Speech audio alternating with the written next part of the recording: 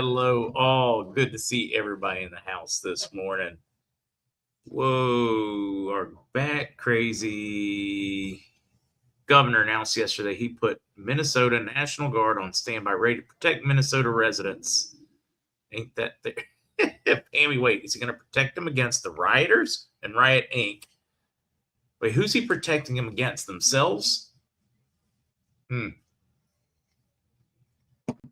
Crazy times, crazy people. Buckle up. Desperation is thick. Hello, flight level. Thank you for that super sticker. Hello, Jody Lynn, TP. Hello, Zavala and Rosie. Canadian weather, nuts, kind of nuts everywhere. Silver spot, yeah, it should be. It was like 79 something this morning, already starting to outrun. And guys, it's Manipulation Friday, and they're still running. Seat Jockey, good to see you. Lydia, Mickey, Bug, Sooner Man. All right, you Texas folks, it's a Texas Tech shirt today after the A&M yesterday. Hello, Miss Ellen. Did we catch you sitting on the? No, it does kind of look like it, doesn't it? No.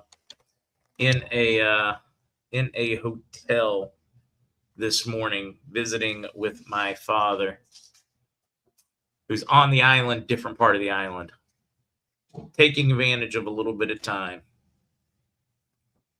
Yeah, I told you guys yesterday, or day before, a few days now. Don't give dates. Don't give up the dates. Wait, that means I know when it is, do I? I don't. Ronell, good to see you. Just know what the system is going through. Yeah, Tupelo, honey, I think some banks have big bill due tomorrow regarding silver, a lot of them, and they're just crashing. It is, it's fun to watch. Scrolling through, I am on the laptop, so it slows it down. Zester is going to help this morning for the Mr. C part for better audio. So Mr. C will be calling in. I'll do a news, we'll do news hangout. Then I will be in chat and probably just minimize myself while he handles the Mr. C part so you guys can ask some different questions. And then I'll be around when the gurus join at the end as well. I'll be here throughout. I just may be typing in the background. Really didn't get any sun. It only looks like I got sun. It's the lighting in here. Focus on. Not a bad idea, Whip. Hello, Brian Bell. Hello, Joy, Michael.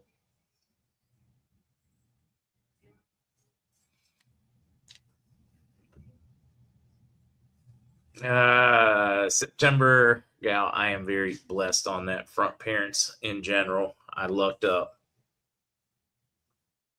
Chop's Place. Thank you. Victory is inevitable. Hello, Cup Facts. Let's see. Something positive. CBI 1300 statement. There's a lot. We read a really good piece on that yesterday. Hopefully you checked out yesterday's podcast. Clarification. Let's see if I can find that one. Guys, chat is very difficult for me this morning on the laptop. The other day, you confirmed 4B is not recognized by Treasury as part of the event, but being a group, will we get in before the public? Miss Jeannie, we don't know, but that's the general accepted is that 4B, we go. I don't know how to describe that. I really don't. Other than it's absolutely 100% unimportant and a useless fact to you.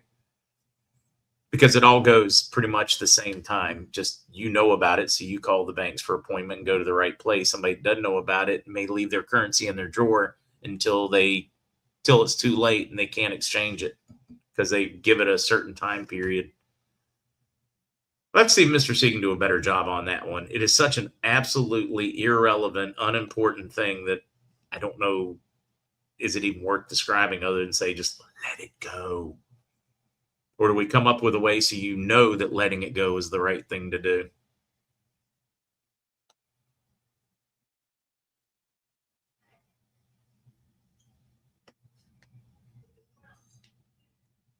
Yeah, I'm with you, Grant. I'll be in there faster than a jackrabbit on a day. Yeah, just boom, gone, done.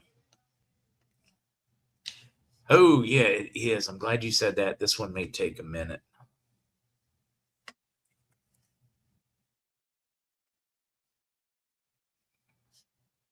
Really do get spoiled with the right technology. Getting there. Hold on, folks. If it's a little noisy in the background, a lot of families in this hotel. If you are over 40 and planning to retire someday, the window to protect what you built may be smaller than you realize. Here's a question most people never ask: is your portfolio built for what's coming next? Many investors in their 40s and 50s discover they have little to no exposure to precious metals at all. That means their savings are largely tied to markets, policies, paper assets with very little protection if conditions change. As retirement moves from someday to on the horizon, protecting what you've already built becomes just as important as growing it. There's where Noble Gold Investments comes in, helping investors reduce risk by adding physical gold to their portfolios. Right now may be a smart time to talk with Noble Gold Investments. No pressure, no sales gimmicks, just clear answers and strategy built around your goals. Visit noblegoldinvestments.com and build your portfolio for the long term. You can also go to markzgold.com. It's way easier. Way easier. Hello, let's see. What I'm trying to catch these. Spectre Bond contact who was looking at 1,300 acres, North Carolina, must have paid the 1,300 acres that got sold. I don't think he was looking for land in North Carolina. He was looking for a big chunk.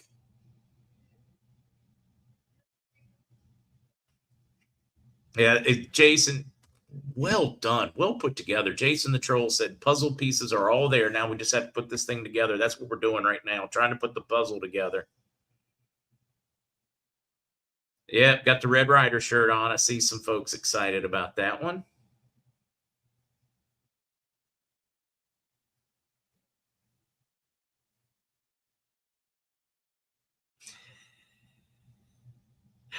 Some of y'all's comments are epic this morning. You ready for riot weekend? I mean, I didn't know it was riot season, but I guess it's riot season again. Rhonda, thank you. 2026 is our year. We're coming out of this one stellar. Whoa, slow it down. Slow it down.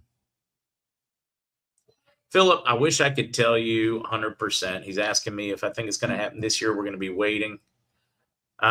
This month. Whoa, boy. People started running for the cliff right there. I think we're looking at it this month, but I don't know the timing, guys. I am guessing. Hello, Bowler. Trump going to call out the National Guard. I think it all comes to a head this weekend. I think Iran comes to a head, and we are seeing a lot of movement there. Yeah, Portland now killed. We don't have much in the way of information on the Portland. At least I don't. The Minneapolis one, it appears that to say she was just an innocent bystander, which what they were claiming is just wrong. She was part of Ice Watch. She went for training on how to disrupt immigration, ICE, law enforcement operations. She went on training for it, and she was the lead car in the effort. Operated Missouri business, Missouri car, but her child and her wife are partners. They had a child enrolled at a local kind of an activist education early daycare operation called that is, let's see, a charter school. Okay, charter school is better than call it that puts social justice first. Southside Family Charter School, a K-5, kindergarten through fifth grade, opened in 1972, which from its inception has been unabashedly dedicated to social justice education. Got to raise that next generation to get out there and disrupt. Can we have like ones like that too? For nobody see this. Everybody talks about how crazy the people on the right are, how nutty they are, how prone to violence they are, and it just doesn't hold out. Just doesn't hold up under the microscope of reality.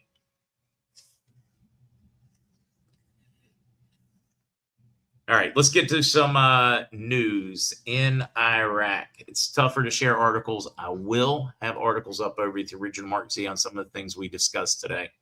Sudani confirms the government's efforts to develop the police system and raise its efficiency. So what they've been discussing is the removal of all the militias and making certain that the police forces in these areas are as strong as is necessary to maintain law and order in a healthy, sovereign way. Central Bank. Oh, I love this one. Why does the Central Bank of Iraq refuse to devalue the dinar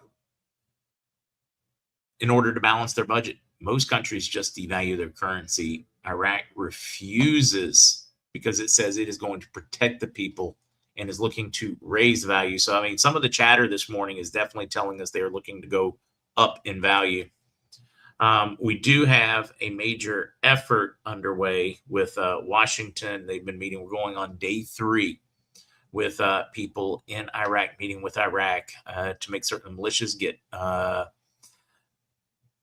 absorbed into law enforcement and into the military, or just disbanded, especially any that have ties to Iran. Although I see this effort going on, I think it is about to be moot.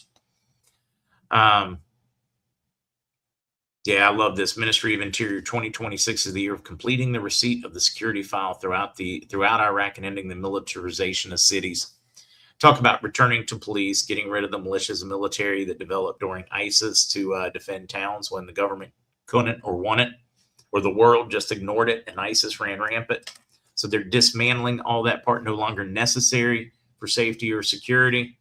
The state, or I should say governments, local governments, national governments are strong enough now to take care of themselves. They've made tremendous progress. That's most of what they're discussing in Iraq today. From the bond side, I still have quiet this morning. Still have quiet so far this morning. I have had some good progress in getting somebody to come on and talk about farm claims, the history of the farm claims. I hope to get that set up for this next week. Not going to show face on camera, but is going to join us via phone, or via audio, I should say. Really looking forward to that part. Grilling on because, one, the news that he is trying to block things is just not accurate.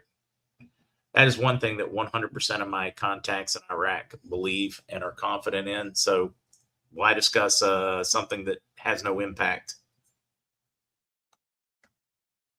Am I in timeout? I'm always in timeout. I'm in the corner. I'm in it. Well, I'm not going to say it again. I've said it so many times and told you so many times that I'll let people in chat tell folks when they want to know what's going on with the background.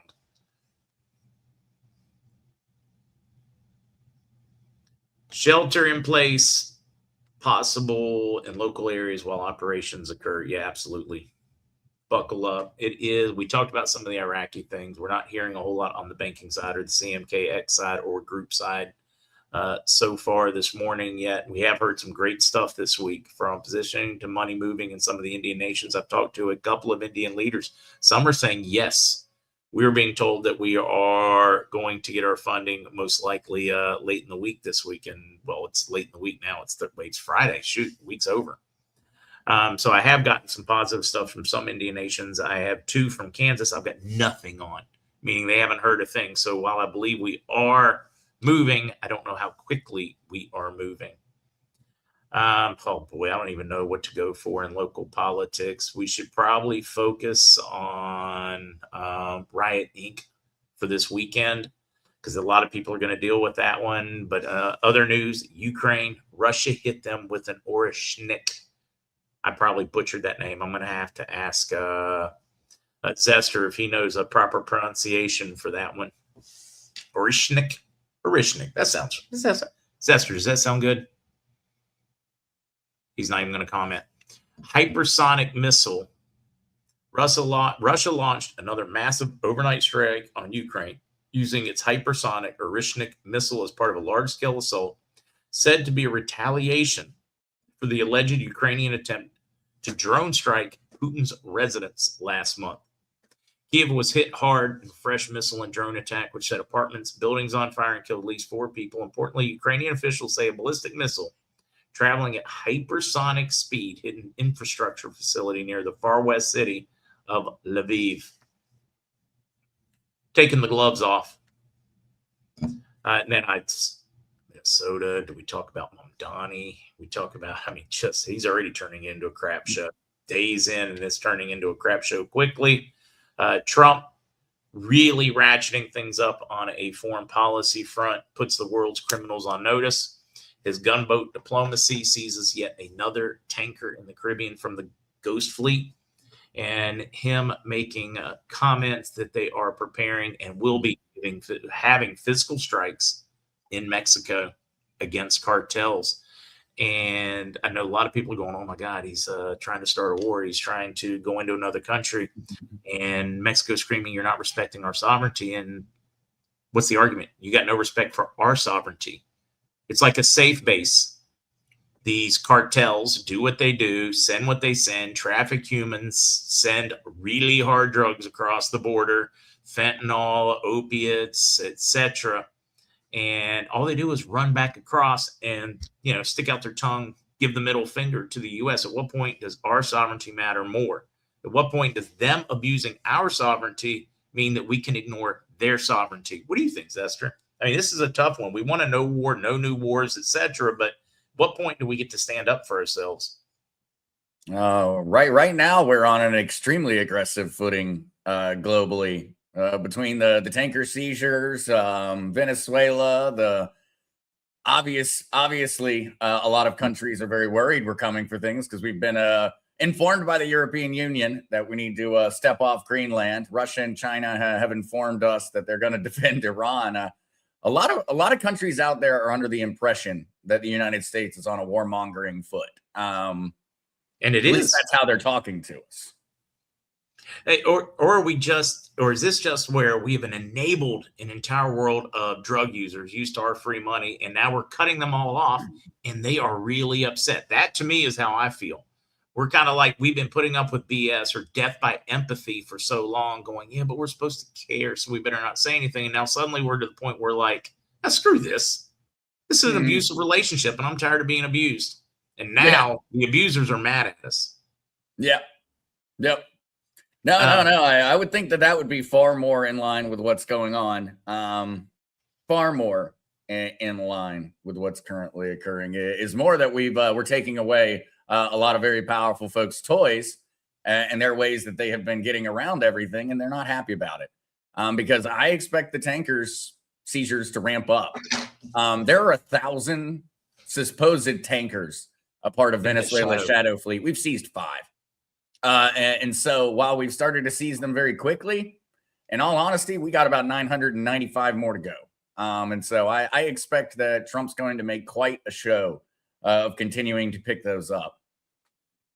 And the fact that Russia is obviously deploying Russian military assets to protect them, that's a pretty big giveaway. And one other thing, and this is a very, very interesting one, in my opinion, is that whenever we listen to Trump, in terms of what he says about Russia, whenever he is talking about Russia, he is absolutely trying to find that common middle ground, trying to find ways to de-escalate, trying to make an argument, essentially, that Russia and the United States are not enemies.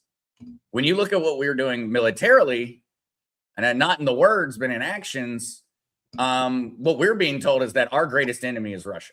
And so that one is very, very odd. And that is something that I think that folks I think we all need to kind of have a thought on that one. Because while Trump says great relationship with Putin, continues to try to handle things diplomatically, when you really look at it, what Trump is doing while he says those things in his actions is the absolute opposite. We are shutting down Russia's ability to continue funding the war effort through the shutting down of this shadow fleet. We removed a very, very powerful counterbalance ally, essentially, in the form of Venezuela. Not a powerful nation, but something that always had to keep the United States aware. Essentially, it was another front that we always had to be conscious of. And so I wonder where this is really going. I wonder how much is being discussed in the background, because it very much seems like Trump, with everything he is telling us, it does not match with what he's doing on that front. If he was saying Russia's our greatest enemy, we're going to make certain that the United States controls North and South America, and we're tired of having this conversation, his actions very much would be backing up his words. So I'm curious. Yeah, I'm curious too, but I'm also kind of curious of whether he's positioning, and it's not really Russia. It seems like he's going after Russia, but these moves really cripple China if Russia comes on board and plays with Europe for energy instead of like Chinese markets, because Iran fills a lot of Chinese markets. Venezuela was filling a lot of Chinese markets. So it has me wondering if this is more of a war against the CCP, and Russia getting injured is just collateral damage.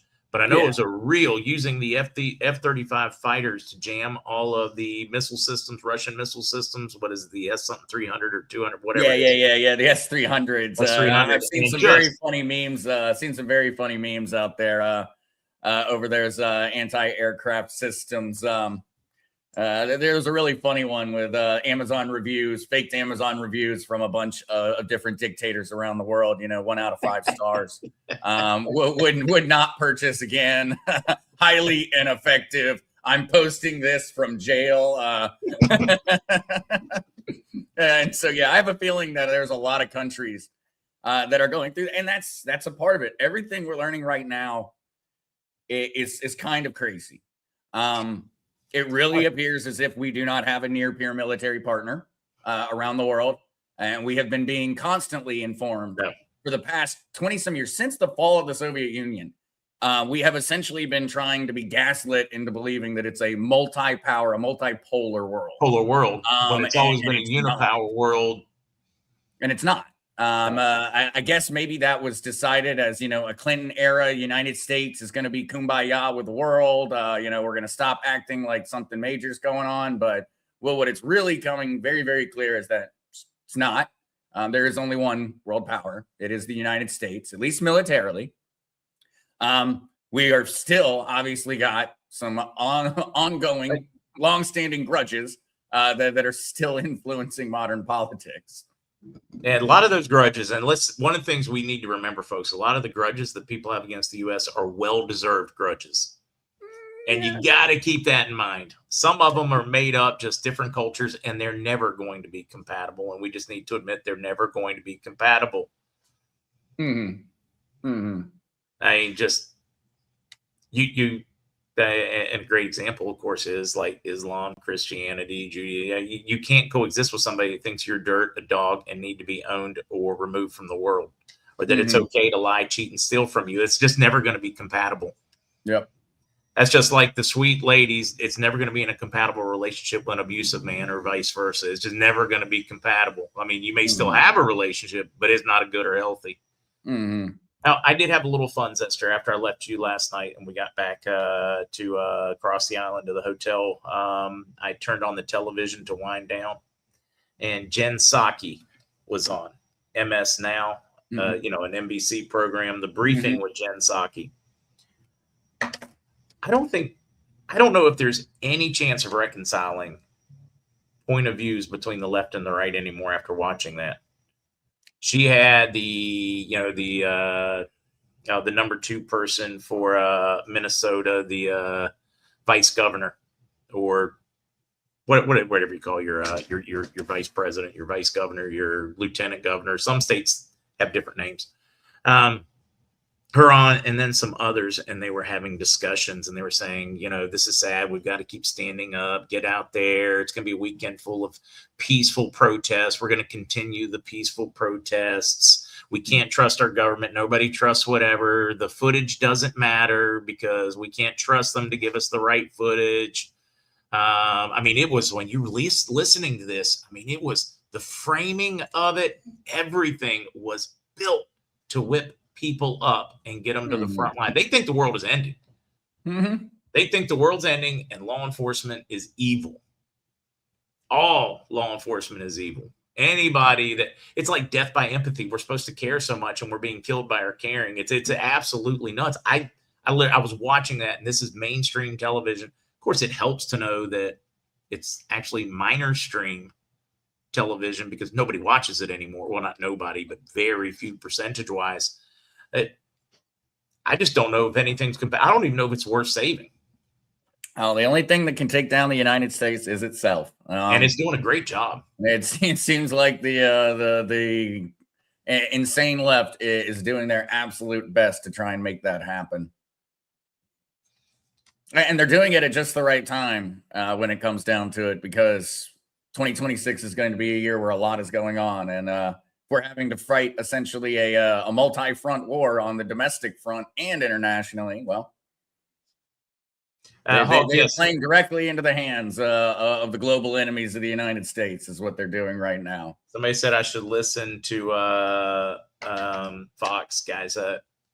I make it a point to listen outside of the echo box. I think this is very important. You need to know why we cannot communicate. And it's because we're having two totally different conversations. We're talking about two different subjects, two conversations. I mean, we're not even talking about the same thing. Mm-hmm. But we are, but we're not. It's absolutely insanity. I suggest a number of you folks turn them on and just listen to them. I mean, the lack of any kind of fact checking, evidence in front of your face, none of it matters. Mm-hmm. It is just, it's nuts. I did have one earlier as you were talking on there, and folks have been asking questions about, like, emergencies, different things going on. I think we got a pretty great indication of how that's going to be handled actually in Puerto Rico during Maduro. And so on that morning, essentially every local station in Puerto Rico was pumping out the fact that, hey, airspace is closed. All airspace is closed. There are certain areas of the island you should not be going to. Do not go to the Aguadilla airport. But that news was entirely held in Puerto Rico. When I went back through and tried to find articles across mainstream outlets in the United States, I found nothing until it had already occurred. It was over. Everybody was gone. But we literally sat there on that stream that morning announcing it before mainstream media did. Oh, yeah. There was no mainstream media that had said that was happening. And I strongly believe that that is a very clear indication of how it would work. They segregated the internet. They segregated the news. Essentially, they said, this is the news for Puerto Rico. And they count on everybody international news, box. but no one else is going to hear about it until we say they can hear about it. Right, exactly. I think that everyone was essentially given the blueprint, the playbook right there.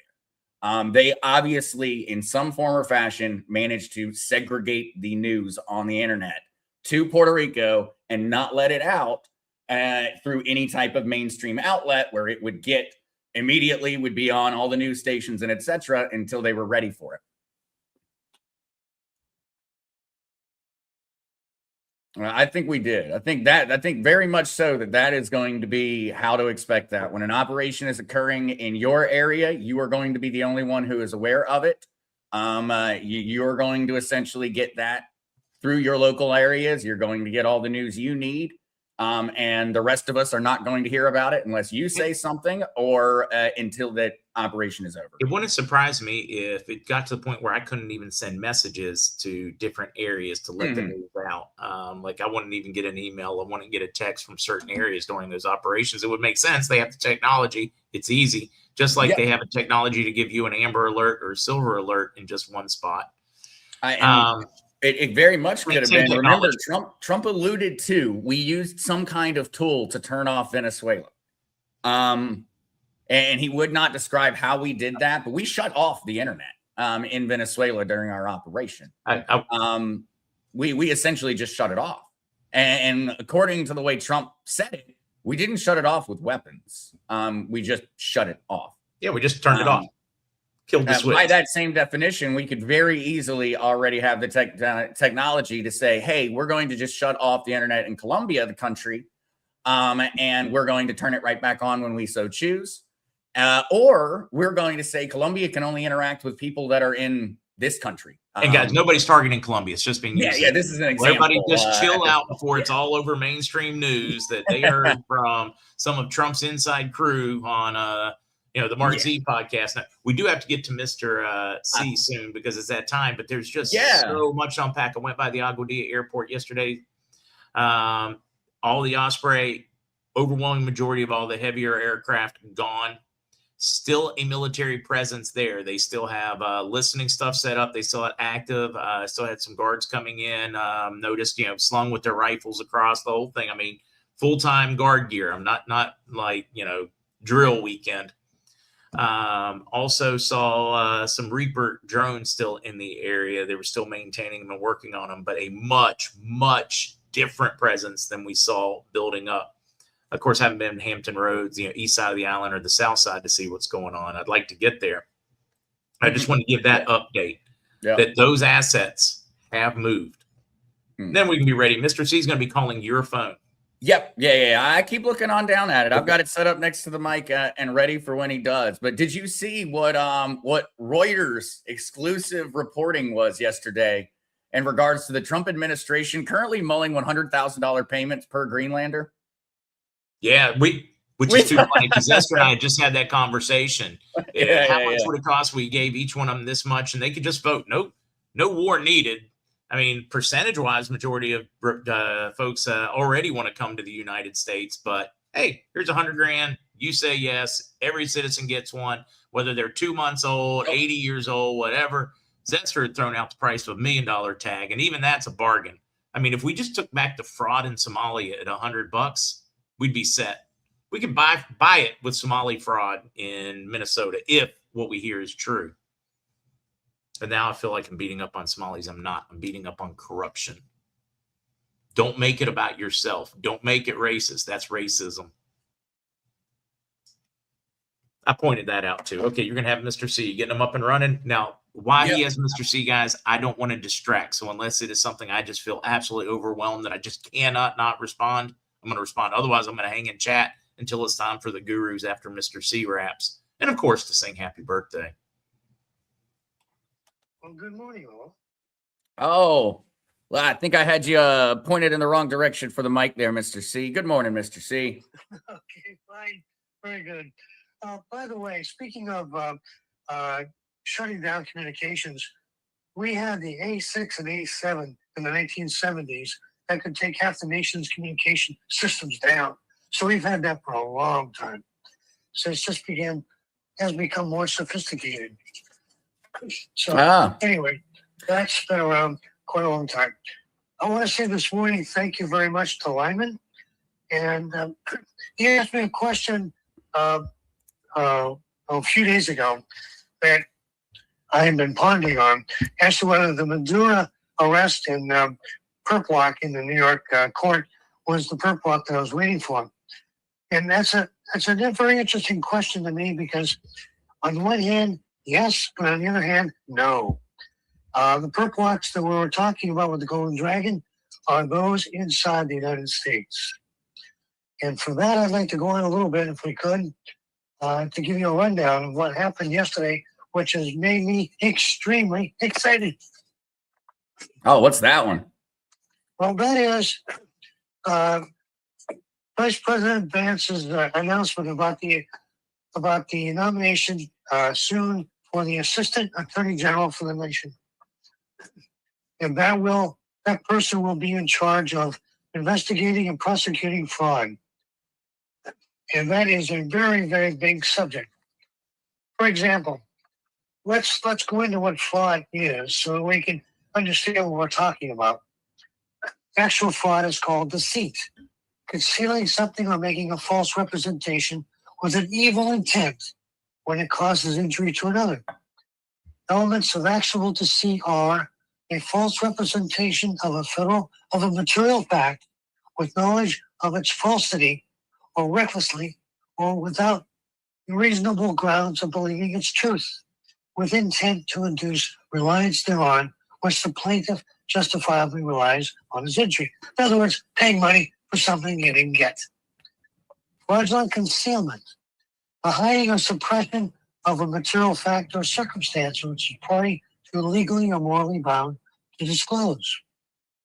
Fraudulent conveyance, a conveyance or transfer of property, in this case, federal taxpayers to criminals. A conveyance or transfer of property, the object of which is to defraud the creditor or hinder or delay him or put such property beyond his reach. Now, what's interesting about this assistant U.S. attorney is this. I keep talking about use of funds, source of funds under QFS. That goes back to the denuding of the Federal Fraud Act by the 1985 Bush Task Group report on financial regulation services, regulation of financial services, whereby they reduced the fraud laws, they reduced the federal oversight of money transference, and the allowance of money laundering. We came up with the Graham-Leach-Bliley Act in 2000, also called the Financial Services Modernization Act, which repealed the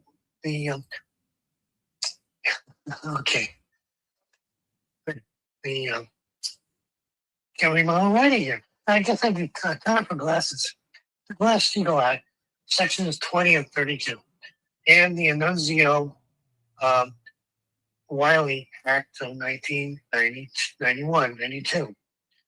Now, why is this important?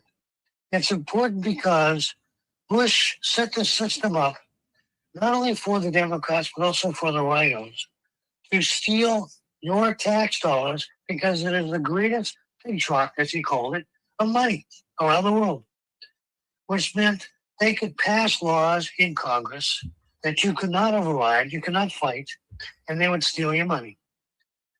For that reason, FinCEN, the Financial Crimes Enforcement Network, was set up. But unfortunately, that was nurtured from the very beginning to monitor illicit activity, counter money laundering, and financing terrorism, and promote national security through the strategic use of financial authorities and collection. Now, what this new Assistant Attorney General is going to do is put teeth into these laws that have been denuded by the Bushes and Clinton, by the way, and actually investigate and prosecute. What does that mean? That means that every law-abiding citizen or every person that is an elected official, that means federal all the way down to your local government, can be held accountable for money laundering, theft, fraud, corruption, and prosecuted. This is the beginning of the NESARA Act enforcement. What Trump has been doing is piece by piece putting together the actionable mechanism by which he can enforce the NESARA Act, which is part and parcel to the Gold Treaty.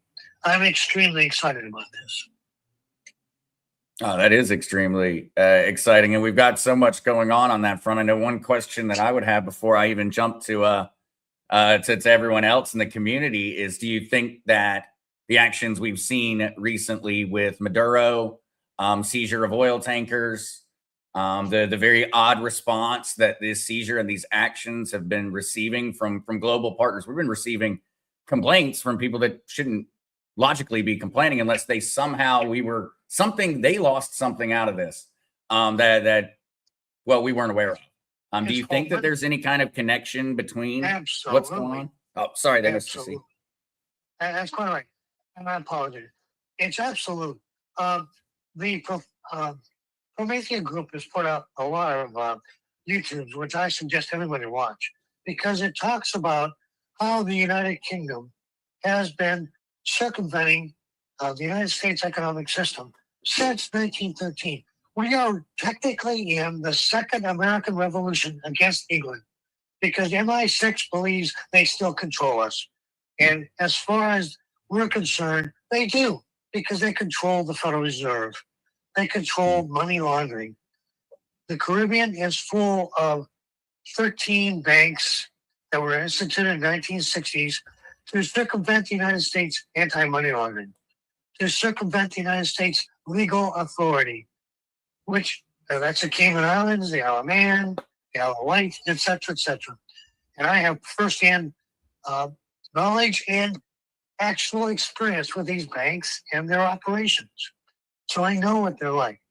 So Venezuela is one of them. Ukraine is another. Once we shut these down through Trump's operation, with Putin and with Xi, then we can go ahead and actually do the RV. Why is it important?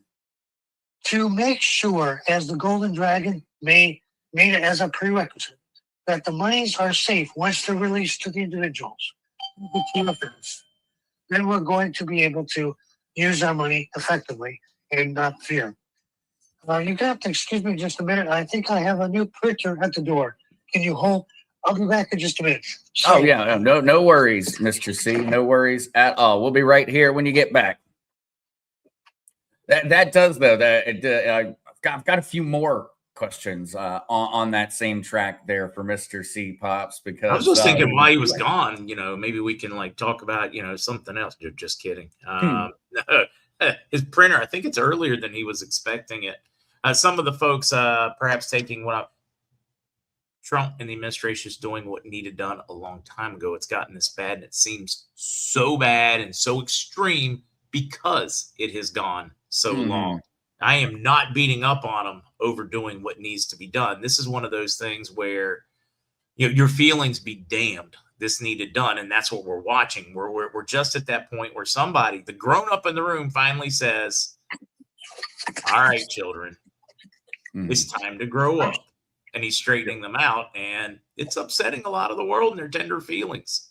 They've never been spanked. They were given time out or ice cream if they didn't do it. They were never like slapped back. All right, I'm getting out of here again. Oh, no. I was just saying, I got Mr. C. Welcome back. So was it the codes or was it a printer? No, it was my new printer, so I can actually put out my my thesis orders that have come in. It's. They told me it was going to be delivered, but they didn't tell me when, so I had to expect it. So I'm sorry about that. Oh, no worries. No worries at all. Pops and I jumped in for a second and just talked about what you had been talking about as well, because, it's a lot is going on right now. And it seems as if a lot of people are being held accountable. Yeah, Mr. C, I have a theory, though. And just started thinking about all this, and it's just so fantastic. It's unreal. I've been waiting 36 years for this stuff, ever since Bush stole my companies, for retribution with the law. And now here we are. And I'll tell you, there are times I have noted on this program that I've been a little bit upset with Trump and his operation in not executing the RV. But I can see now that if you executed the RV 5 years ago, 10 years ago, 15 years ago, it would have been a drop in the bucket, and we'd be right back where we were then, now. So it's amazing to me. The mechanics are back. I believe Glass-Steagall is the next thing that'll actually be put back into the system, and the banks are going to get themselves whacked on the bottom. I am really, really happy. Mr. C, theory, because we're seeing this sudden just flurry of activity in Iran, Venezuela. Is this, in Europe, your thoughts? I don't know. I want your thoughts. I'm thinking this really is a last effort push to make certain that they are in that reset. And that is why we're seeing what we're seeing. In other words, he was like, no, we're not going to halfway do this. We're going to do this all the way. Correct. Remember I'm going to say remember, but most people don't know. The Gold Treaty is very, very specific. The protocols are very specific. We will be, the United States of America, Republic of the United States of America, will be the policeman of the world. Why do you believe that we have all these extraordinary weaponry that no other country has, that no other country can implement? Interpol has been keeping a very watchful eye and a close lock on other countries from implementing various weaponry that would be deficient, that would be a problem to the United States. We will be, and I was told this specifically by Interpol, we will be the policeman. And so all the hot points, including Iran, have to be neutered. Now, Iran was in a pretty good position under the Shah, although torture was not very good, but it was manageable. And it could have been taken out very easily as a pro-democratic. But when the Revolutionary Guard came in and put the first Ayatollah in, that's when things started to go bad. And that's when our, what shall we say, the CIA, quote unquote, split. into the bad guys and good guys. Senior made sure through extortion and bribery that he controlled the CIA to make sure that they could arm the Iranians as well as the Islamics to start a war, which would cure his problems. And I will state this quite unequivocally. And I know from a fact, not only from Chris Story, who verified it, but also from Leo, who was there, 9/11 was not an attack from the Middle East. It was an attack by our own people, put together by Senior, W, Cheney, Zumo. And that is a fact, and it will come out. So we were fighting ourselves, we were fighting our own CIA.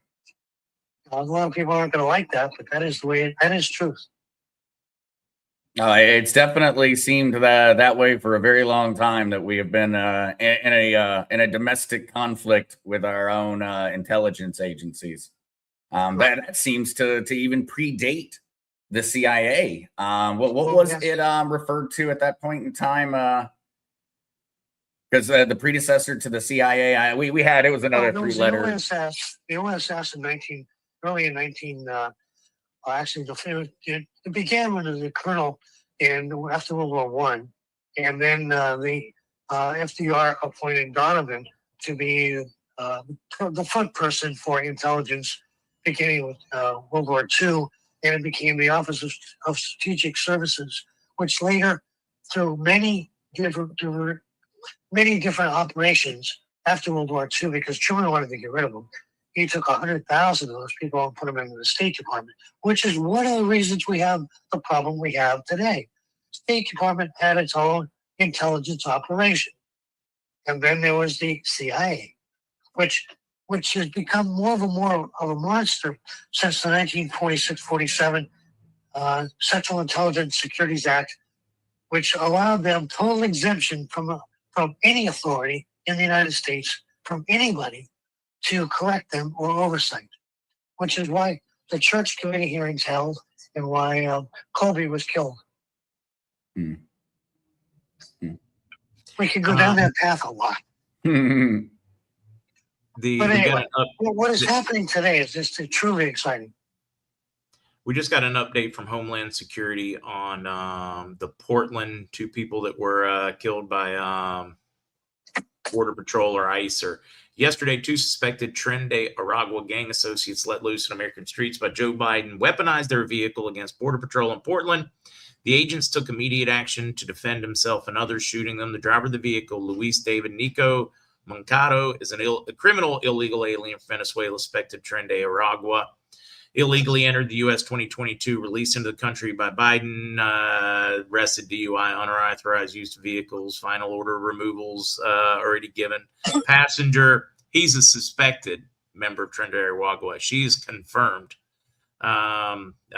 associate. Passenger Yerlenis Betsabeth Zambrano Contreras is a criminal alien from Venezuela associated with Trende Aragua. Illegally entered in 2023 near El Paso. Was released into the country by the Biden administration, illegally entering. She's played an active role in Trende Aragua prostitution ring and was involved with a prior shooting in Portland. They rammed Border Patrol officers and they lost. So that one is the Portland one. They're going to have a really, really tough time with their records defending that one on the left. All right, now I'll step back. Well, that's a good information, because one can trace this all the way back to Bush Sr. and his death squads that he originated and financed in South American countries, which is one of the reasons why Chris Story was killed, because he was actually printing about it. Oh, no. It's that one is a lot. And well, I think I've got a question here. I'm pretty certain I know your answer on this one, Mr. C, but I'm going to make certain. Dobby Tejas asked Mr. C, do you trust civilian courts to adjudicate these crimes? Since the courts are corrupt, as proven already, should the military be handling those prosecutions since they include treason? Well, it depends what crimes we're talking about. If we're talking about the crimes of the fraud crimes I was referring to earlier under the assistant Attorney General, which is about to be approved by the Senate. Yes, I do. If you're talking about Maduro and the rest of them, no, I think the military should be taken over. However, because of posse comitatus, the military cannot be fully involved unless the insurrection is executed, which the GOP does want done. So we have a dichotomy here.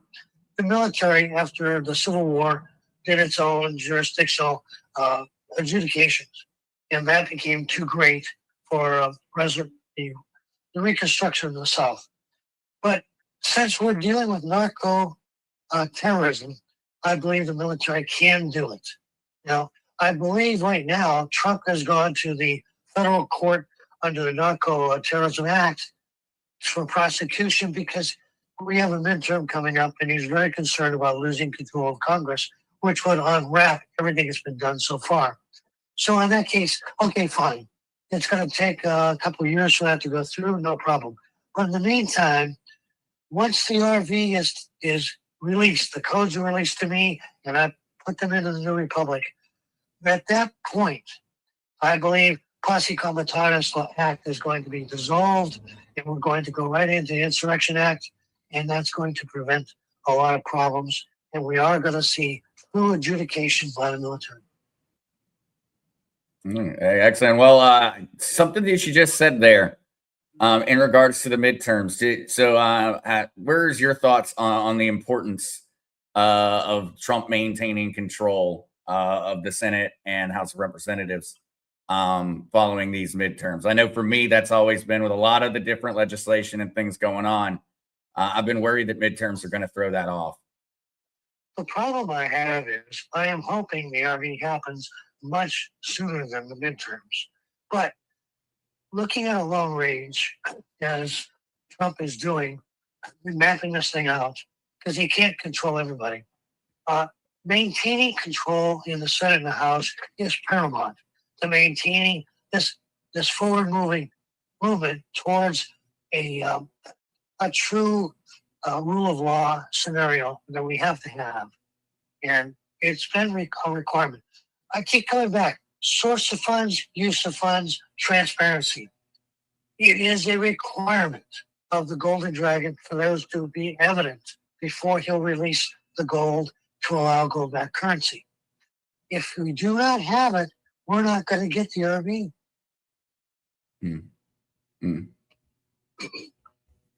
I see a question here talking about Indian Trust, gone fishing.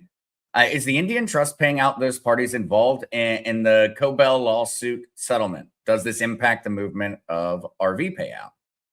No, they're separate, totally separate. All right. This is one curiosity on what you think. TP Get Me says, heard that the CIA is not even located in the USA any longer. What are your thoughts on that one? Is the CIA incorporated outside of the United States at this point? I don't know for a fact, but it would not surprise me that the MI6 out of London is really carrying on the operation. I was told by Interpol that they had out-CIA'd and NSA'd them back in the early 2000s. In other words, they listen to everything, they control everything, and they can stop any activity that the CIA is promoting or attempting to do without the approval of Interpol. So it would not surprise me. But frankly, I would think that the vaults in at Langley would be the keepers would be very upset about that. Oh, Which excuse me, Zester. One of the things that I'm doing with my book that I'm writing is I am doing it as a historical, chronological book wrapped in an affidavit, so that nobody can change it, nobody can take parts of it out, and nobody can deny it. It's going to be actively produced in a court of law. So that's why it's taken so long for me to write it. But that's why, because MI6 has been notorious. With us, when we put the affidavits into the Queen in 2008, 9, and 10, they were redirected to 10 Downing Street by MI6 and MI5. Mm. Mm. Here's an interesting one. So, if all the fraudsters, David Levong asks, if all the fraudsters are arrested before the midterms, how are we going to have? How are you going to achieve quorum in the House of Representatives or in the Senate? And I would have to imagine that you would also take that same question and say, well, how are you going to have corporations with leadership? How are you going to have a lot of institutions around the world? We actually cleaned everything up. Well, all the guys running stuff, a lot of them are a part of the problem. Let's go back to this. Okay. When the cleanup occurs, and the report blocks are shown in EBS, the United States of America Corporation is gone. Flat out. The president has resigned, and those that are going to be arrested will be arrested. At which point, when I put the codes in, the Republic of the United States of America comes into existence for the elections held 120 days later. That's why there will be no quorum, there will be no need. There will be an interim government while they clean up the mess. All right. Corporations are another thing. Corporations exist under state charter. My corporation's estate exists under Pennsylvania State Charter. That is not under the Corporation of the United States of America. Oh, that's got to be interesting also with all the commonwealths versus states. I bet there's a lot of nuance. Correct. There is. Mm-hmm. Yeah, there's definitely a lot of benefits living in a commonwealth. Yes, there are. A whole lot of benefits. We have our own constitution, by the way. Mm-hmm. Which the U.S. Constitution cannot contravene, which is very interesting because it's older. Here's a good one. Osimon, the fact that the same Rhino senators keep voting with Democrats, how does that essentially correct with it? So, okay, we're going to say interim government, moving over line of secessions and things of that nature. How does that end up looking in terms of, the future parties of the United States? Is it remain a two-party system? Is it like we look throughout history? We've had the Whig Party. We've had countless different political parties. Well, okay, excuse me. In the beginning, there were no two parties. There was only one. And that was the United States of America and the Congress. If you look at history, there was never two. Two parties came about because of the question of slavery. And that is what led us to Lincoln, by the way. The Whigs didn't like exactly what some of the things. This goes back to Clay and the compromise of the 1826, if I'm not mistaken. Might be earlier than that. But it goes back to them.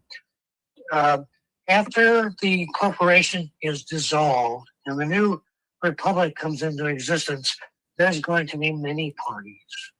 I don't believe in two. Okay.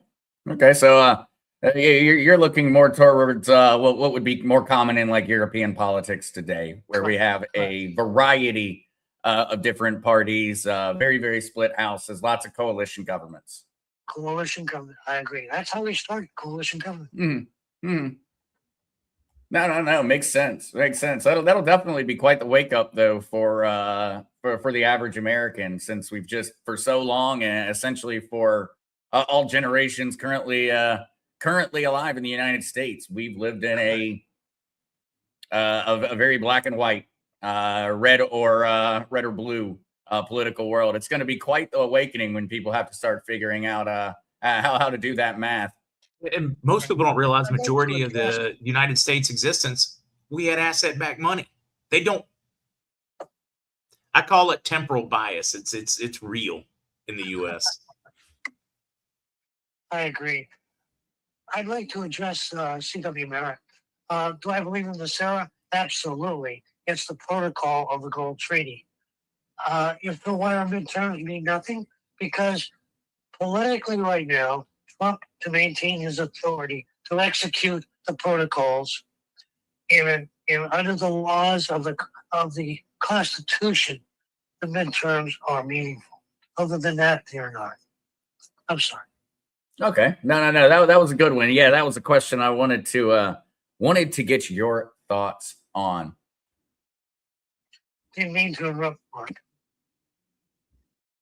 Oh, I'm certain he's No interruption there at all. No. I was putting those up, and I am noticing time. We're gonna have to move on fairly soon. I got a few more minutes, but I don't know how Mr. C's time's looking, and whether Zester has to leave us to do another podcast or not.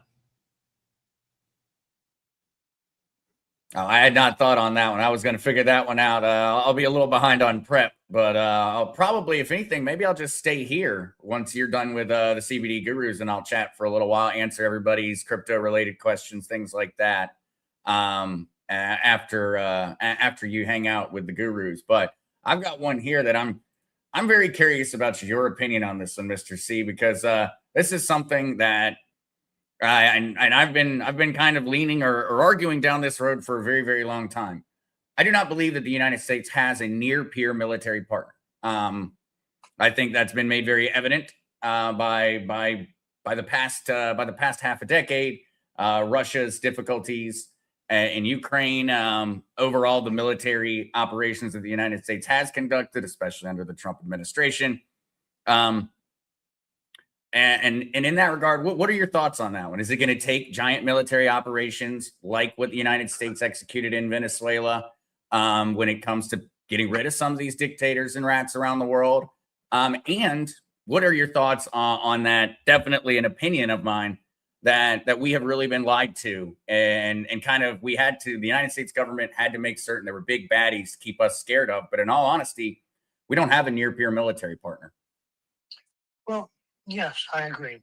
The RV itself is very clear. All the signatories to the Gold Treaty, their militaries are actively involved in shadowing the what I call rats, all the bad guys, with the cooperation of the World Court and the Interpol Enforcement Act section. With regard to, and that's why the military of the United States so far is the strongest. With regard to being lied to, absolutely. Again, I'll go back to the United Kingdom, their deep state, which is in MI6, etc. They've always pitted someone against someone else, in particular the United States, to make sure that there was a war. Why is that important? Where there's war, there's chaos. Where there's chaos, there's money. Money is the liquid around the world that the United Kingdom survives on. It has no great industry, but its only industry is stoking up and creating and maintaining international wars because they do profit. Go back to the Opium Wars with China, go back to the Tea Wars, go back to the Afghanistan Wars of the early 1700s, 1800s.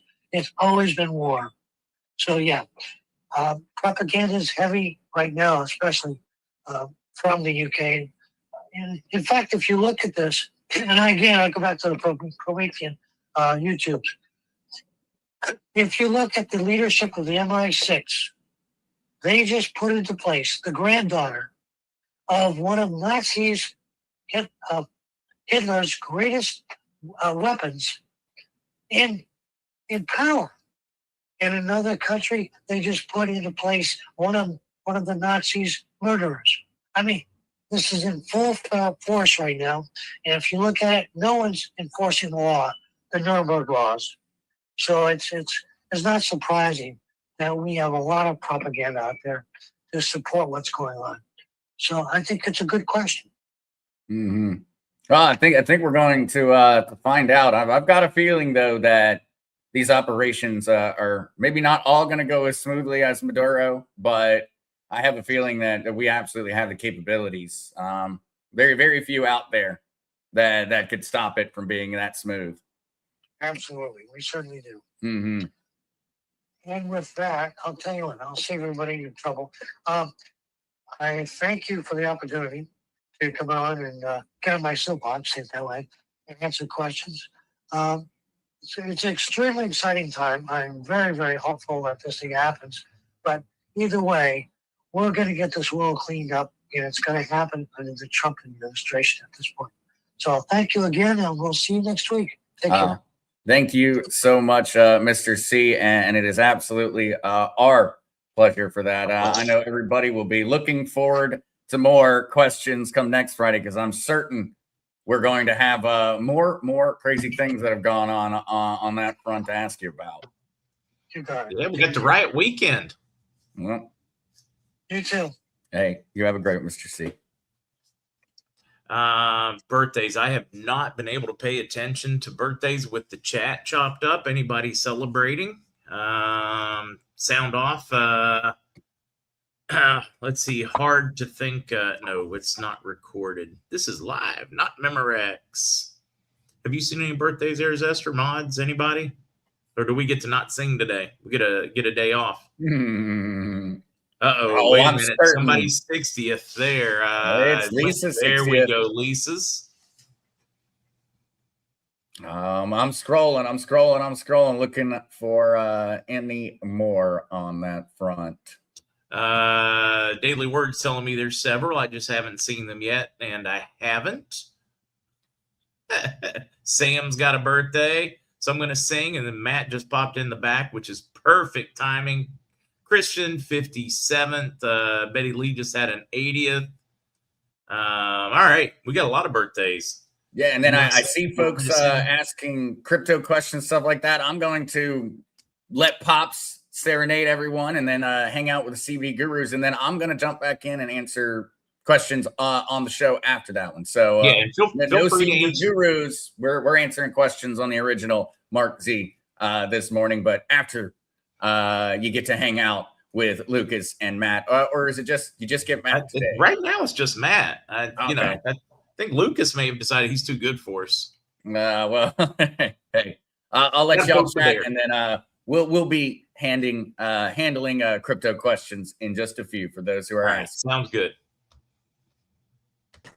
Now, Matt, are you going to sing with me? This is Blake, happy birthday. Joe, happy birthday. Man, there's a lot of birthdays in here. Now Lucas is here. So now, guys, it is a trio to sing happy birthday.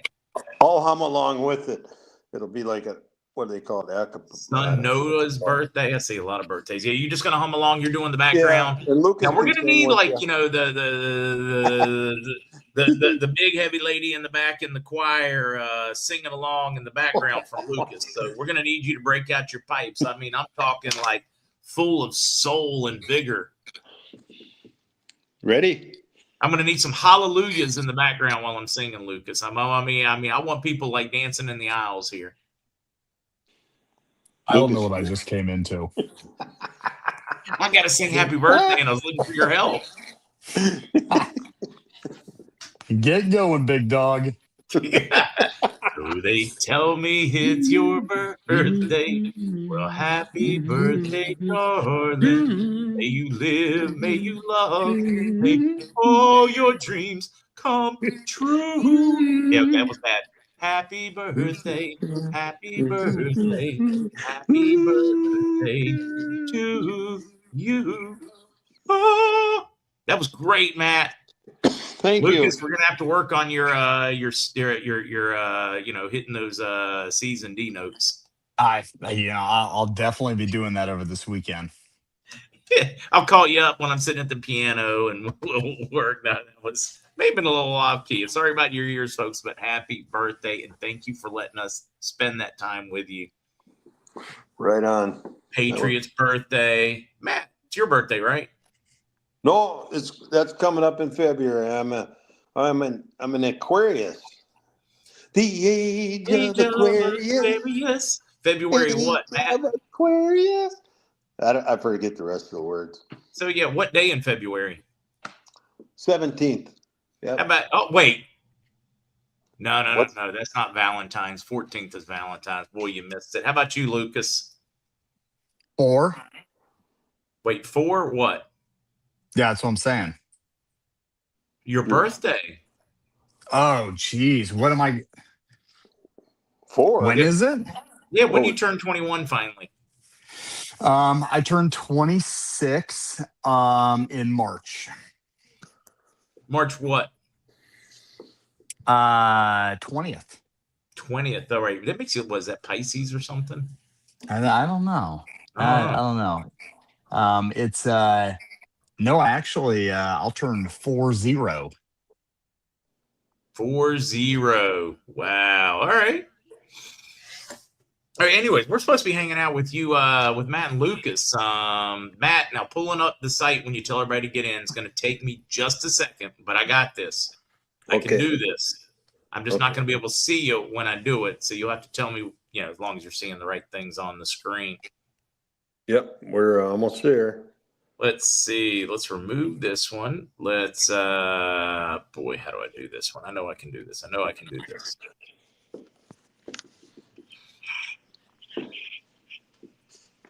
Boom. I bet this does it. And then my face is probably down there in a small little corner or something, or Matt and Lucas's and all of ours, but I want to highlight it. Ha ha ha. I'm ready. All right, Matt, do your thing. Okay. So to get into the site, you guys, you go to thecbdgurus.com.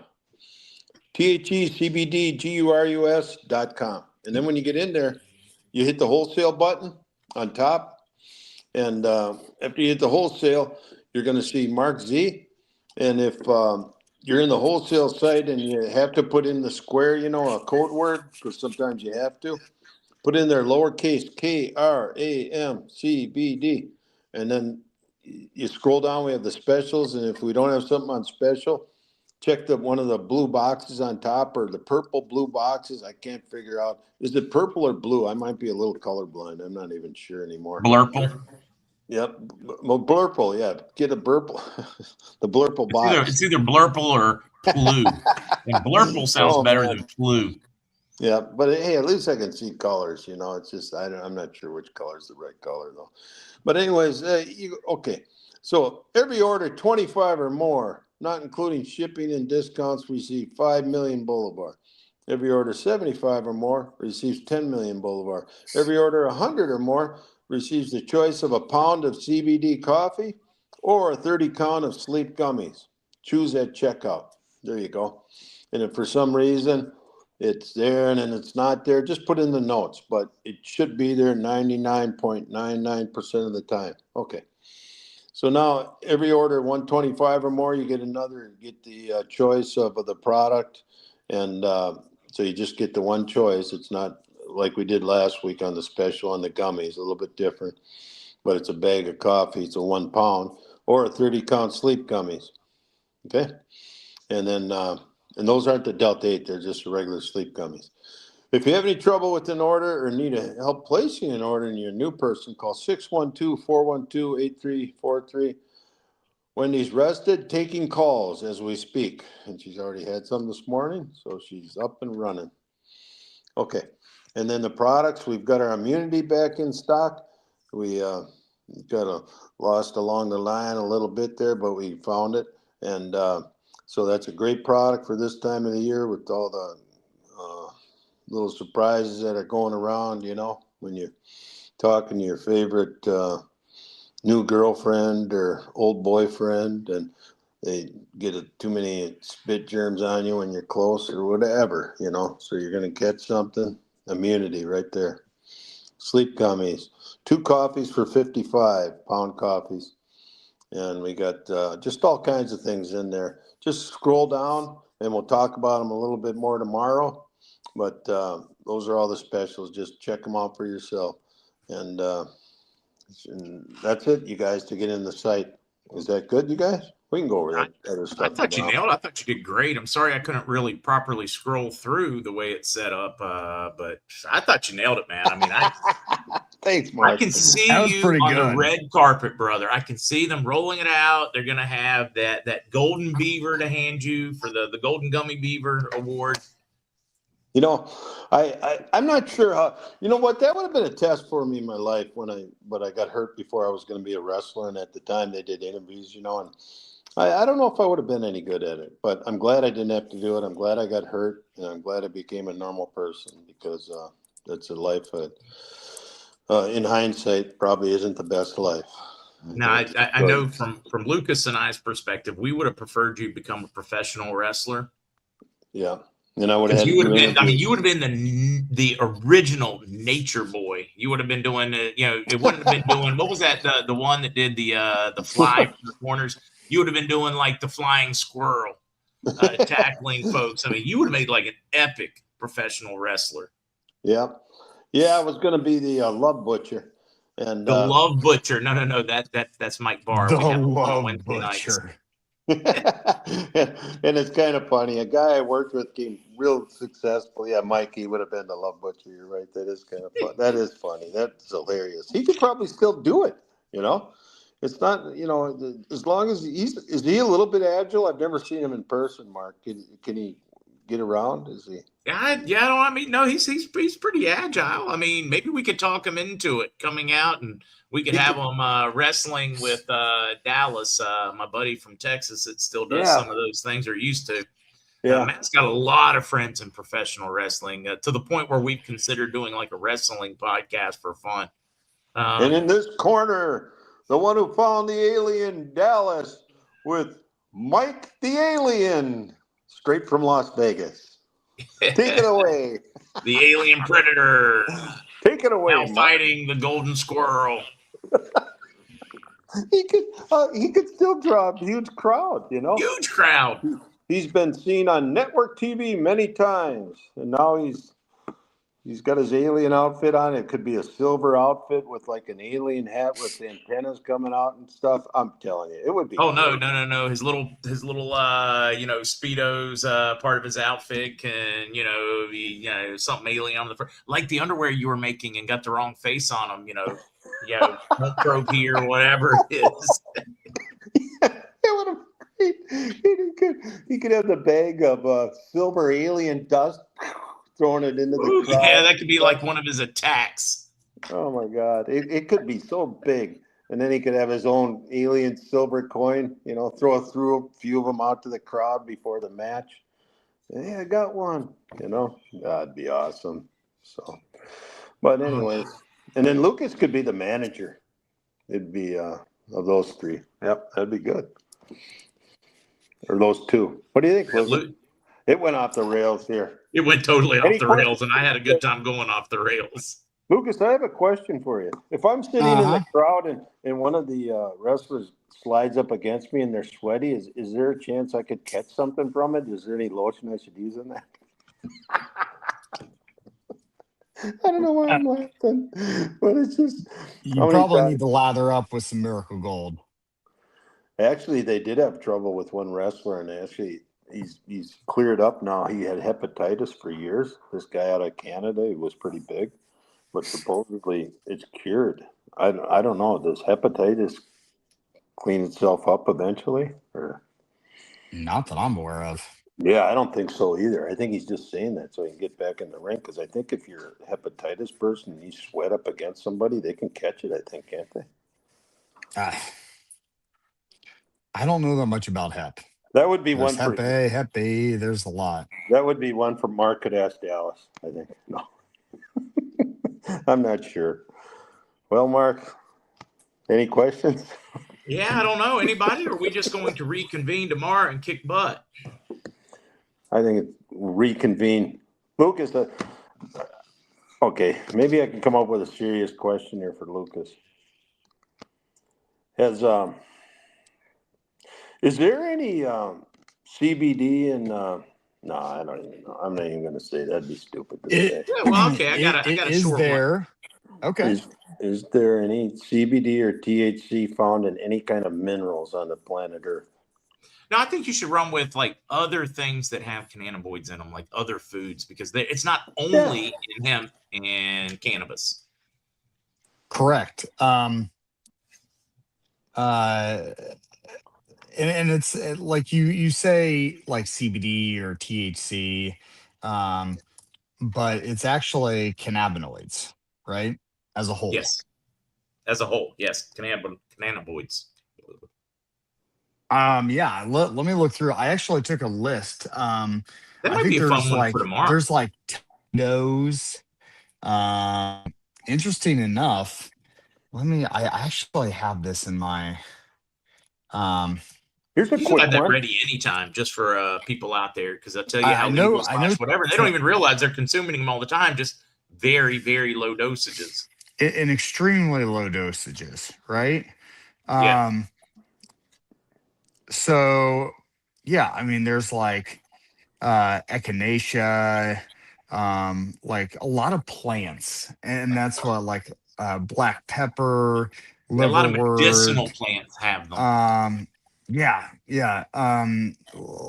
Now, granted, they're like say black pepper, right? So black pepper has like selective cannabinoids, like the CB2, that are more geared toward like stronger anti-inflammatory properties, kind of like CBD, along with THC, that has that stronger anti-inflammatory.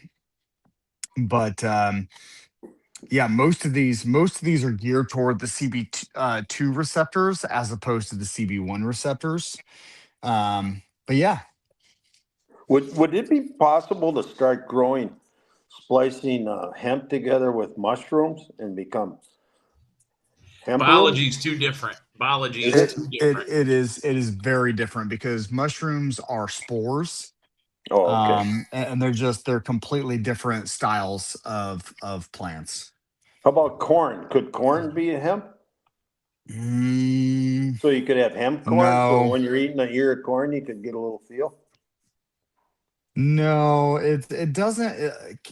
Hemp is very, how do I put this? Hemp is very unique in how it is, how it all kind of comes from, because the initial cannabinoid CBG through this CBG acid, um, is very unique when the plant is young, and then decarboxylates and really breaks apart to all the other cannabinoids as it grows.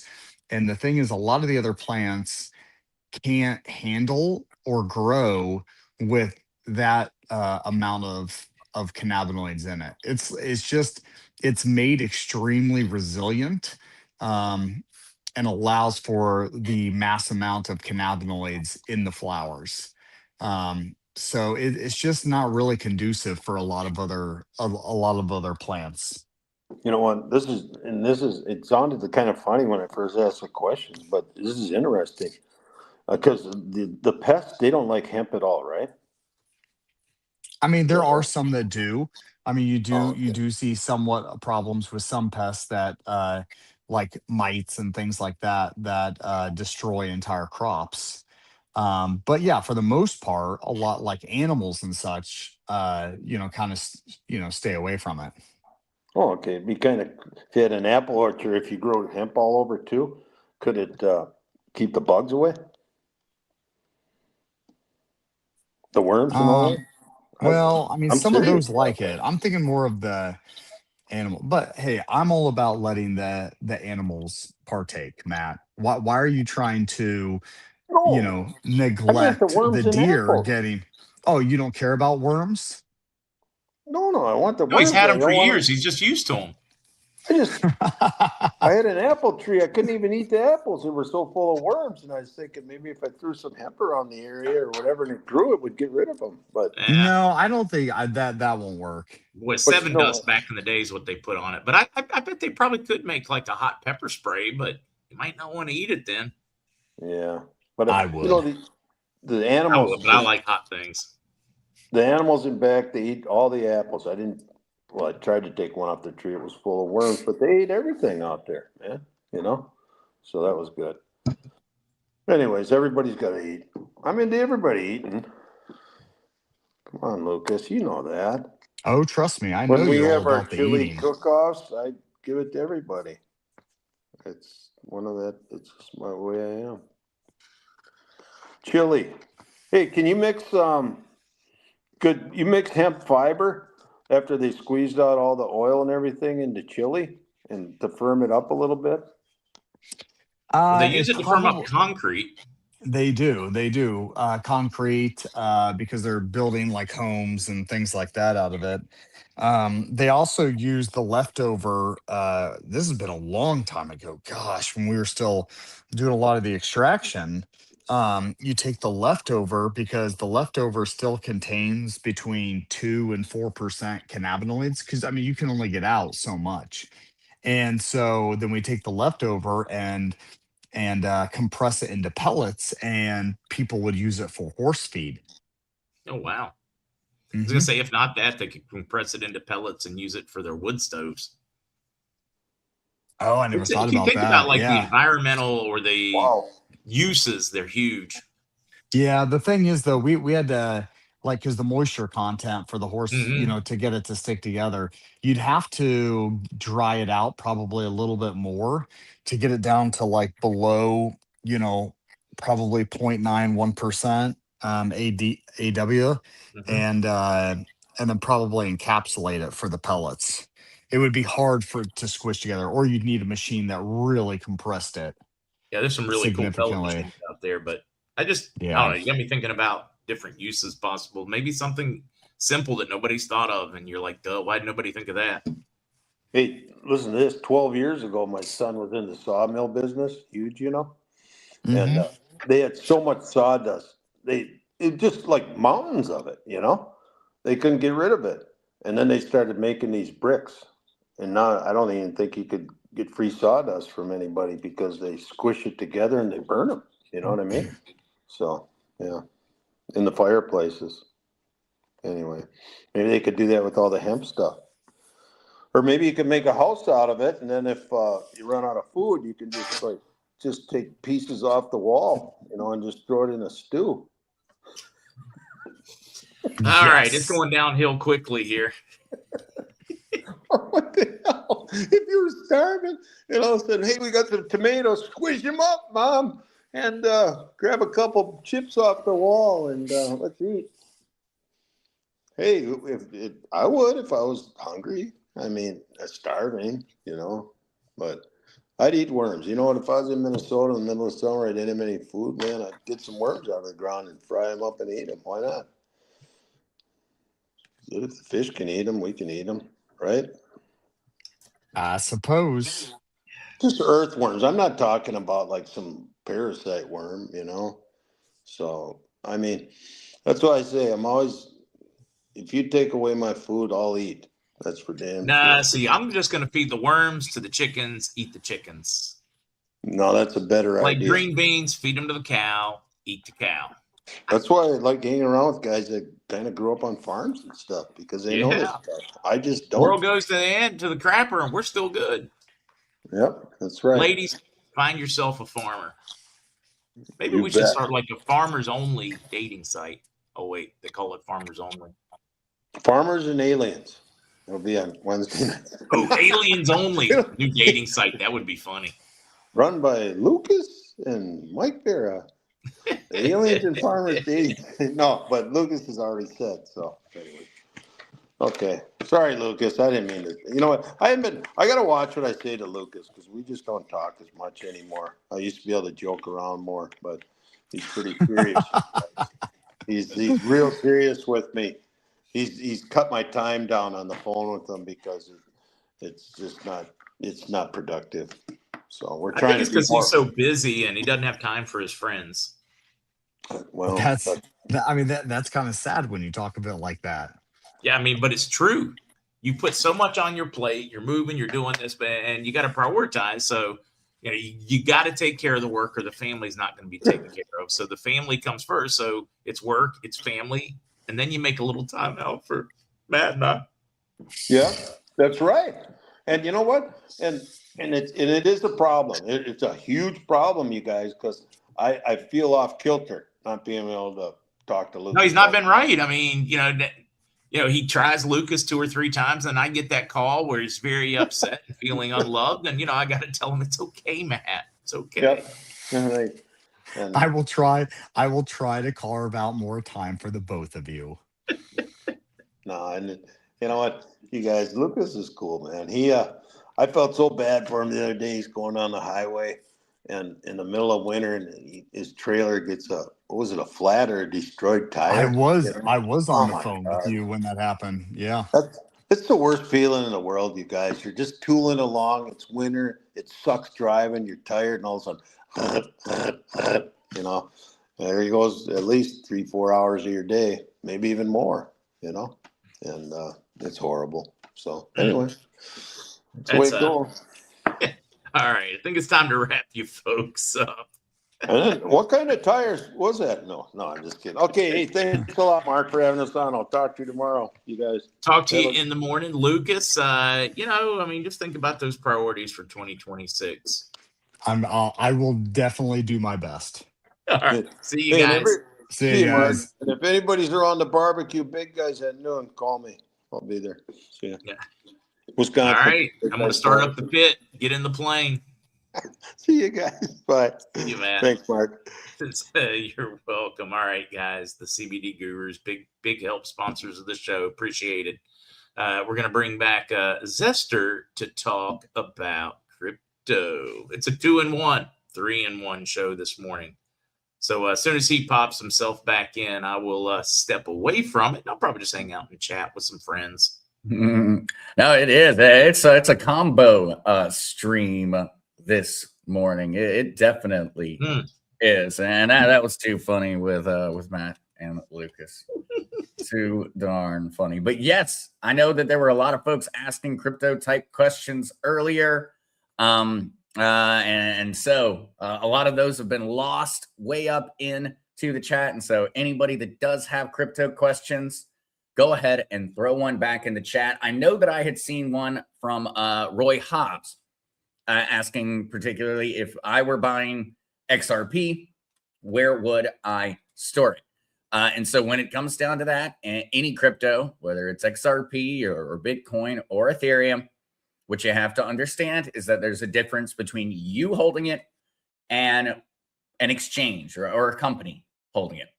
And so what I highly recommend is that you self-custodian your crypto. This is kind of like the difference between the difference between your silver stored somewhere else and your silver in your own hands. Something you can understand. Is it in your safe, somebody else's safe, or is it just paper silver? It doesn't really exist. Yep.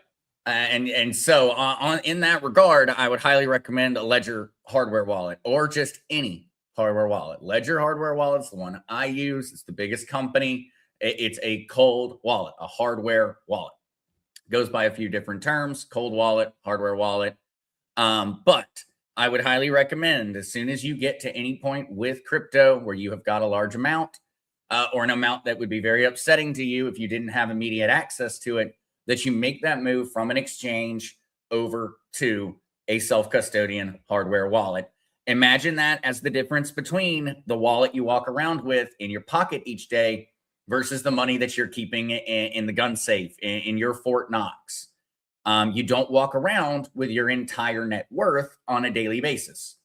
You walk around with the amount of money you might need to use on that day. And that's a very good way of making that distinction between the hardware wallet and any other place you're storing crypto. If the crypto is on an exchange, if the crypto is on like a free software wallet, like, something on your phone, a MetaMask, a Trust wallet, if it's on something like that, think about it in the same way you would debate whether it's a good idea to walk around a sketchy part of town with a couple $1,000s cash in your pocket. You wouldn't do that. And so think about this the same way, and it makes it very easy to simplify where you should be keeping your crypto. I keep crypto on centralized exchanges all the time because there may be something I want to buy. It's a small amount. I haven't bothered moving it off, things of that nature. But I will say, guys, with this, and this is actually comes from the community because a community member just recently had this issue. Remember, though, when you are setting up these centralized exchange accounts, you're connecting a lot of financial information to that account. And that means that if you are compromised, somebody gets access to your two-factor authentication, gets access to your email, gets access to your account, you need to remember that there's a lot of information sitting there. And so a very important PSA for everyone: when you are operating in the crypto space and you are connecting more and more of your financial information essentially into a nexus point, remember that if somebody gains access to your crypto, they've also gained access to the other things that are connected to it. So be very, very, very conscious of security when it comes down to setting up exchange accounts And also with your hardware wallet, be very, very conscious of the security protocols behind it. You've got your 24 words. If you're setting up a Ledger hardware wallet, remember those 24 words are everything. If anyone gains access to those 24 words, your crypto is gone, assuming they're malicious actors. And so very, very, very important to remain on top of it from a security standpoint. And things are going to continually get better. We know that law enforcement legislation is coming through. We know the Trump administration has informed law enforcement that they have to pursue these criminals now. And we're in that part of the development. But right now, the best protection is going to be our own security protocols. I know that something that might be a good idea is if you are worried about all these things being connected, go in, get the things done that you need to get done, and then disconnect all these things. Regularly go through, reset your passwords, regularly go through, make certain whatever your two-factor authentication is. If you're using it for your bank account, your Coinbase, your PayPal, and everything else, remember, if anybody hacks that one thing, that one service, they've gained access to all of these other services of yours. So very important to keep safe with it. And the best way to keep safe is to be very, very cautious. Sculptura70, Zester, if you're fairly new to crypto and only have some XRP, what do you need to know that you don't know you need to know? Sculptura, well, that's a very, very good question. And so I think that if there were the thing that everybody needs to know that doesn't know, that's in a very similar situation, it's that you went out and somebody told you that you needed crypto, but they didn't teach you how to do it. And so for those that are sitting in that situation, what I think that the need to know is those folks need to go through some of the basics of essentially what they purchased. And in that regard, that means being able to send it. That means being able to sell it. Because I know, and this is going to happen, and I'm going to go ahead and tell you guys, you're not going to get any help. The price is going to skyrocket someday. The price is going to go up, or you're going to need to sell it. You're going to need to get access to it. And that is going to be the worst time ever to be going through that learning process. So Sculptura, you don't need to go out and learn everything about crypto. You don't need to be able to run a seminar on cryptocurrency. But I would highly recommend that you take $10 of that crypto and you send it places. You send it to a wallet. You send it to another exchange. You exchange it to another crypto. You bring it back to the exchange you were on. You get an understanding of what those trading fees are, what that process is. And the reason that you want to do that is because when that day does come and you do need access to it, the last thing you want to be doing is, because remember, everybody else will probably be doing this also. The last thing you want to be doing is being the last guy in line trying to get help from somebody who does know how to do it during that exact time frame that you're trying to make that sale or make that purchase. You know, you get a ton of money and suddenly you're like, XRP is about to go to the moon. I need to buy a ton of it. That's not going to be a great time to be trying to find someone to help you do it. And so I highly recommend just those basics, Sculptor. You don't need to go crazy, but take $10, send it around. You don't need to send hundreds of dollars. You learn everything necessary in crypto by just sending around and trading a very small amount of money. And in that case, if you lose it, it just doesn't hurt near as bad. But it is the best way to learn. The best way to learn is to mess up. And the best way to mess up is with very, very, very low pain threshold on that one. All right. I just fishing. BitGet holds funds in USTN. Is it safe on there? I do not use BitGet. I just fishing. It has been around for a long time. And so it does have that experience in the market, but I do not personally use it. So I would feel a little, I would feel bad about judging their security protocols. Catherine, how do I self-store crypto? That is a great question, Catherine. And so what this term is regularly known as is self-custodian, your self-custodial wallet. Those can be software wallets. A software wallet is known as a hot wallet. It's connected to the internet. Not the best answer for long-term storage. Or there is a hardware wallet. It is not connected to the internet, and you have a small device that essentially controls access to those wallets. And so, Catherine, those would be your two options of self-storage. They are very, very important that you understand what you're doing, because you are taking over control. And that means you're going to write down this secret phrase, these secret words. You can use those words and input them in essentially anywhere around the world to gain access to that wallet. And that is going to be what you're going to be protecting, is those words. And so, Catherine, I've got some videos on the Crazy Cryptonaut that can definitely help you out on that side. But what you're looking for is a self-custodial wallet. Hardware wallets cost money. Software wallets tend to be free. And so just that's where more security comes with the hardware wallet, less security with the hot wallet, but it's free. And so you kind of have to make that decision. I highly recommend to folks, if you have $70 of crypto, keep it on an exchange. It doesn't make sense to go pay $70 or $50 or $40 for a hardware wallet when that is essentially more than you actually have in the cryptocurrency. I advise that you essentially build up, learn about crypto on an exchange, and then as soon as it hits that price point where it starts to become logical to have spent that much money to insert its security into the future, that is when you make that next step.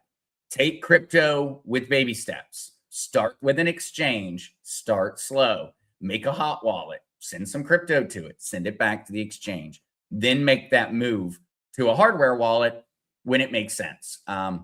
You wouldn't buy a $500 wallet if you don't have any money to put in it.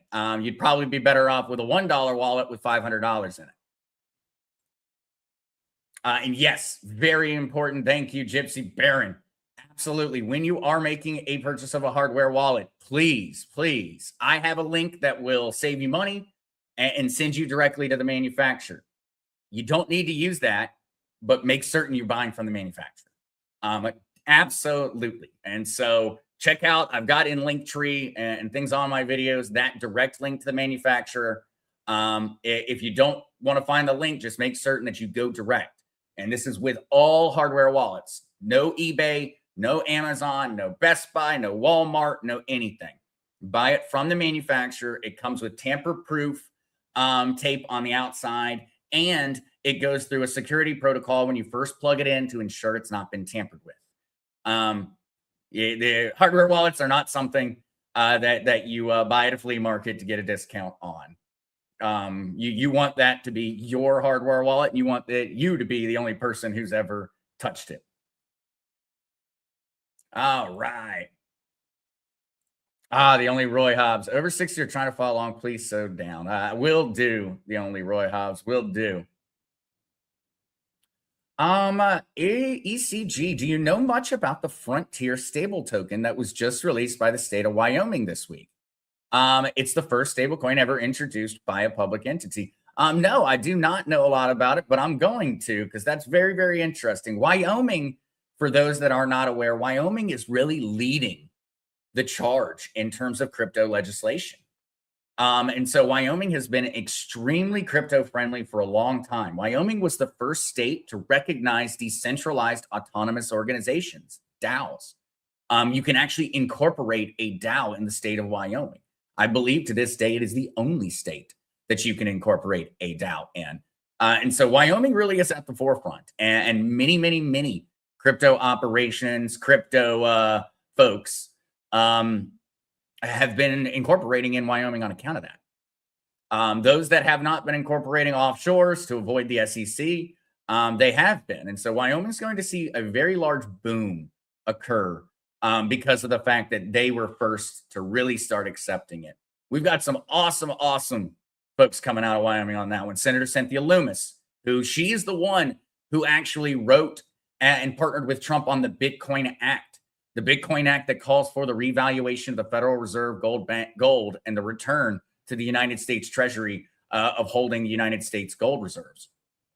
And so Wyoming is, for a very, very unpopulated state, and for one, the state that most folks probably would not have guessed Wyoming is positioned to be a very, very, very powerful crypto state in the future. A hard thinker, take it off the exchanges, move it to a Web3 account. And so at a certain point, yes, you're going to want to get it off the exchanges. I just think that it's very important that when folks remove their crypto from exchanges and move it to something like MetaMask. So let me actually just show you guys essentially that. So like MetaMask is a software wallet.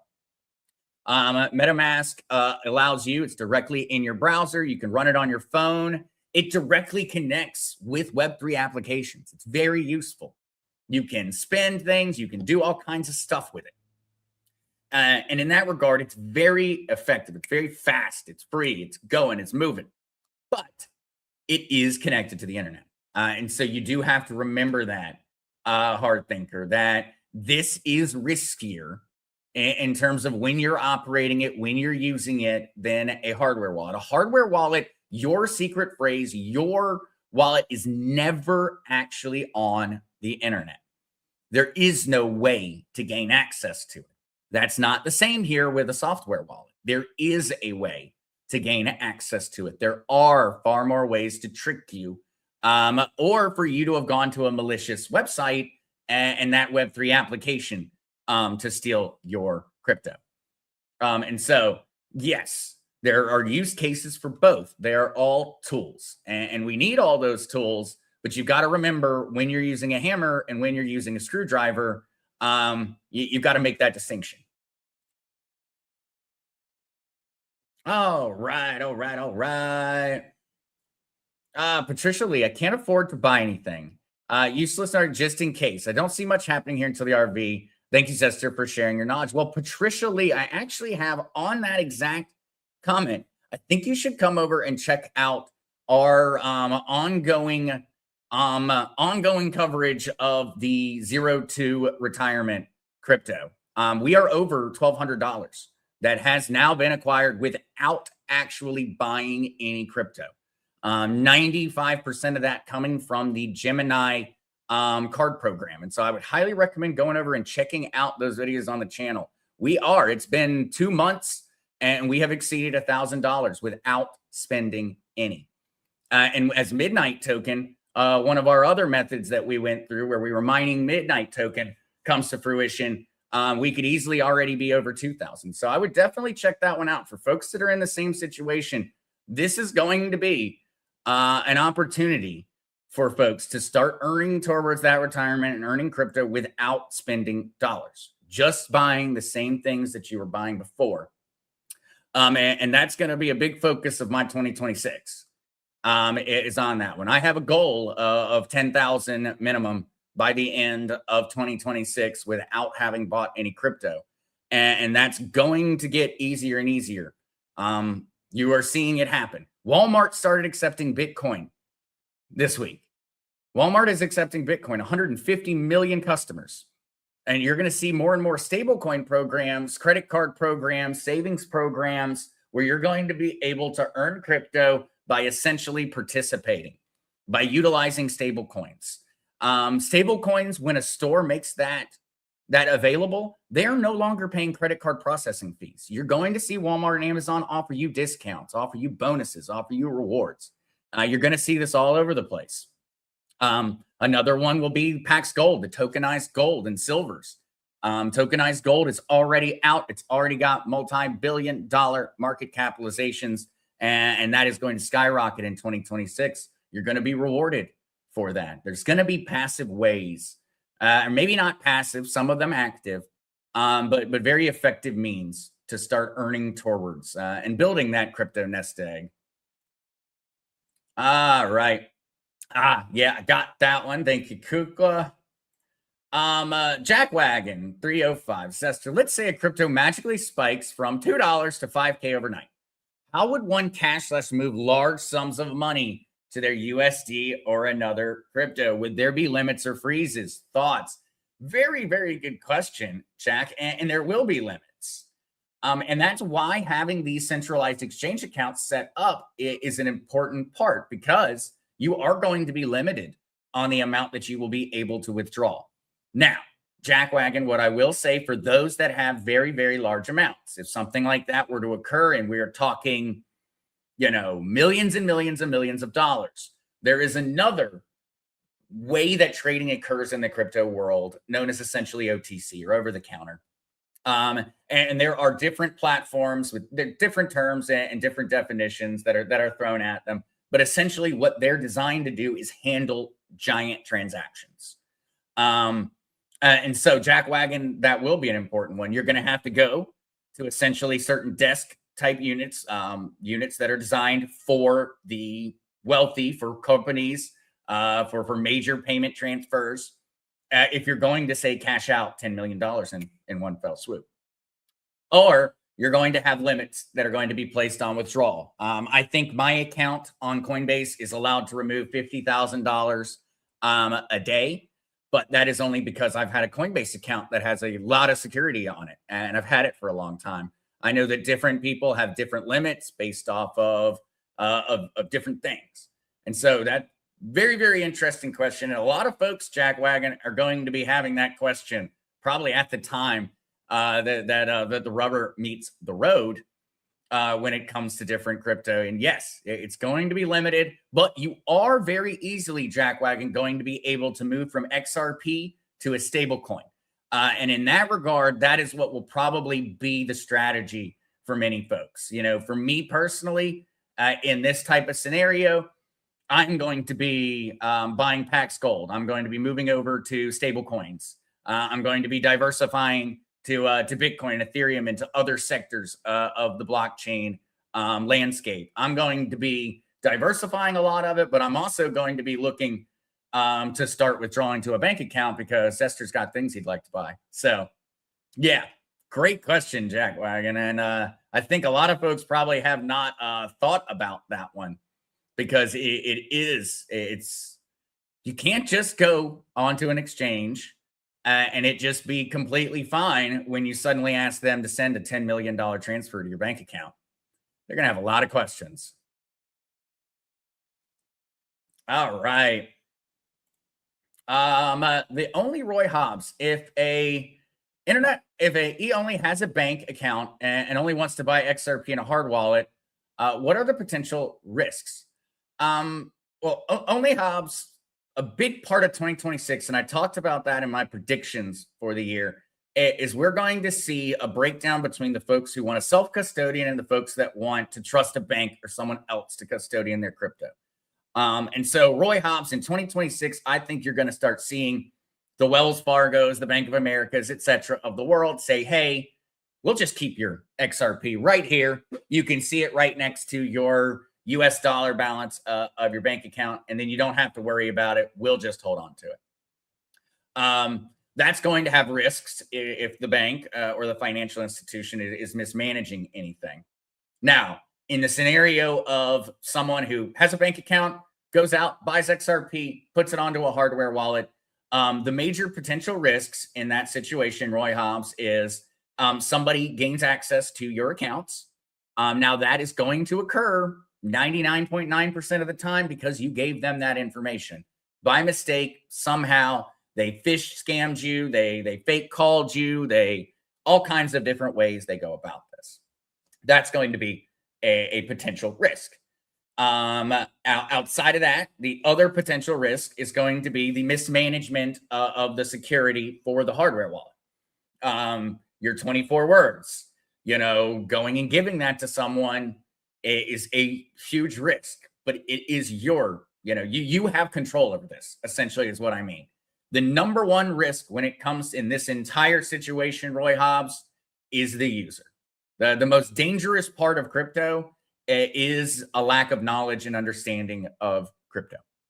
And so, in that vein, Roy Hobbs, the ways to counteract are to go through and do that basic education, go through, understand how to send crypto, understand how to set up a wallet, understand what about the wallet is the part you need to defend. And that would be the secret phrase. That's the part to defend.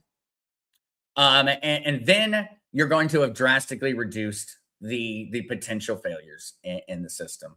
But Roy Hobbs, I think for those out there that are very worried, about it. 2026 is going to be the year where you're going to get that choice to say, hey, I'd rather trust the big dog to hold it than I would trust myself to hold it. I'm personally going to recommend to folks that if you are capable, you should hold it yourself. But I know for many out there that non-custo, that letting the bank hold on to it, it's going to be a very, very, very good proposition for a lot of folks out there. This spring roll, Zester, will the stolen XRP tokens be recovered? I really, really hope so. Spring roll. And so there is legislation, bipartisan legislation, that is set to be discussed near the beginning of 2026, on law enforcement, for crypto related scams and crypto crimes. We desperately need that to be enacted. A massive amount of Americans have had a large amount of cryptocurrency stolen over the years, and our government and law enforcement have intentionally neglected it. And so I hope to see major action on this front in the coming years. Will we probably get back? Will everybody get back everything that was lost? I'd have to say probably not. But the blockchain and the transparency of it means that it is absolutely possible to go back and fix this. It's absolutely possible. Whether they choose to do it, well,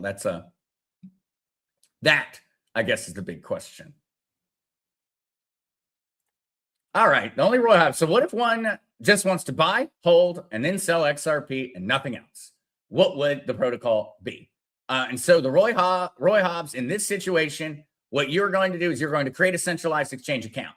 You're going to fund that centralized exchange account. You're going to purchase XRP on that exchange, whatever one that may be.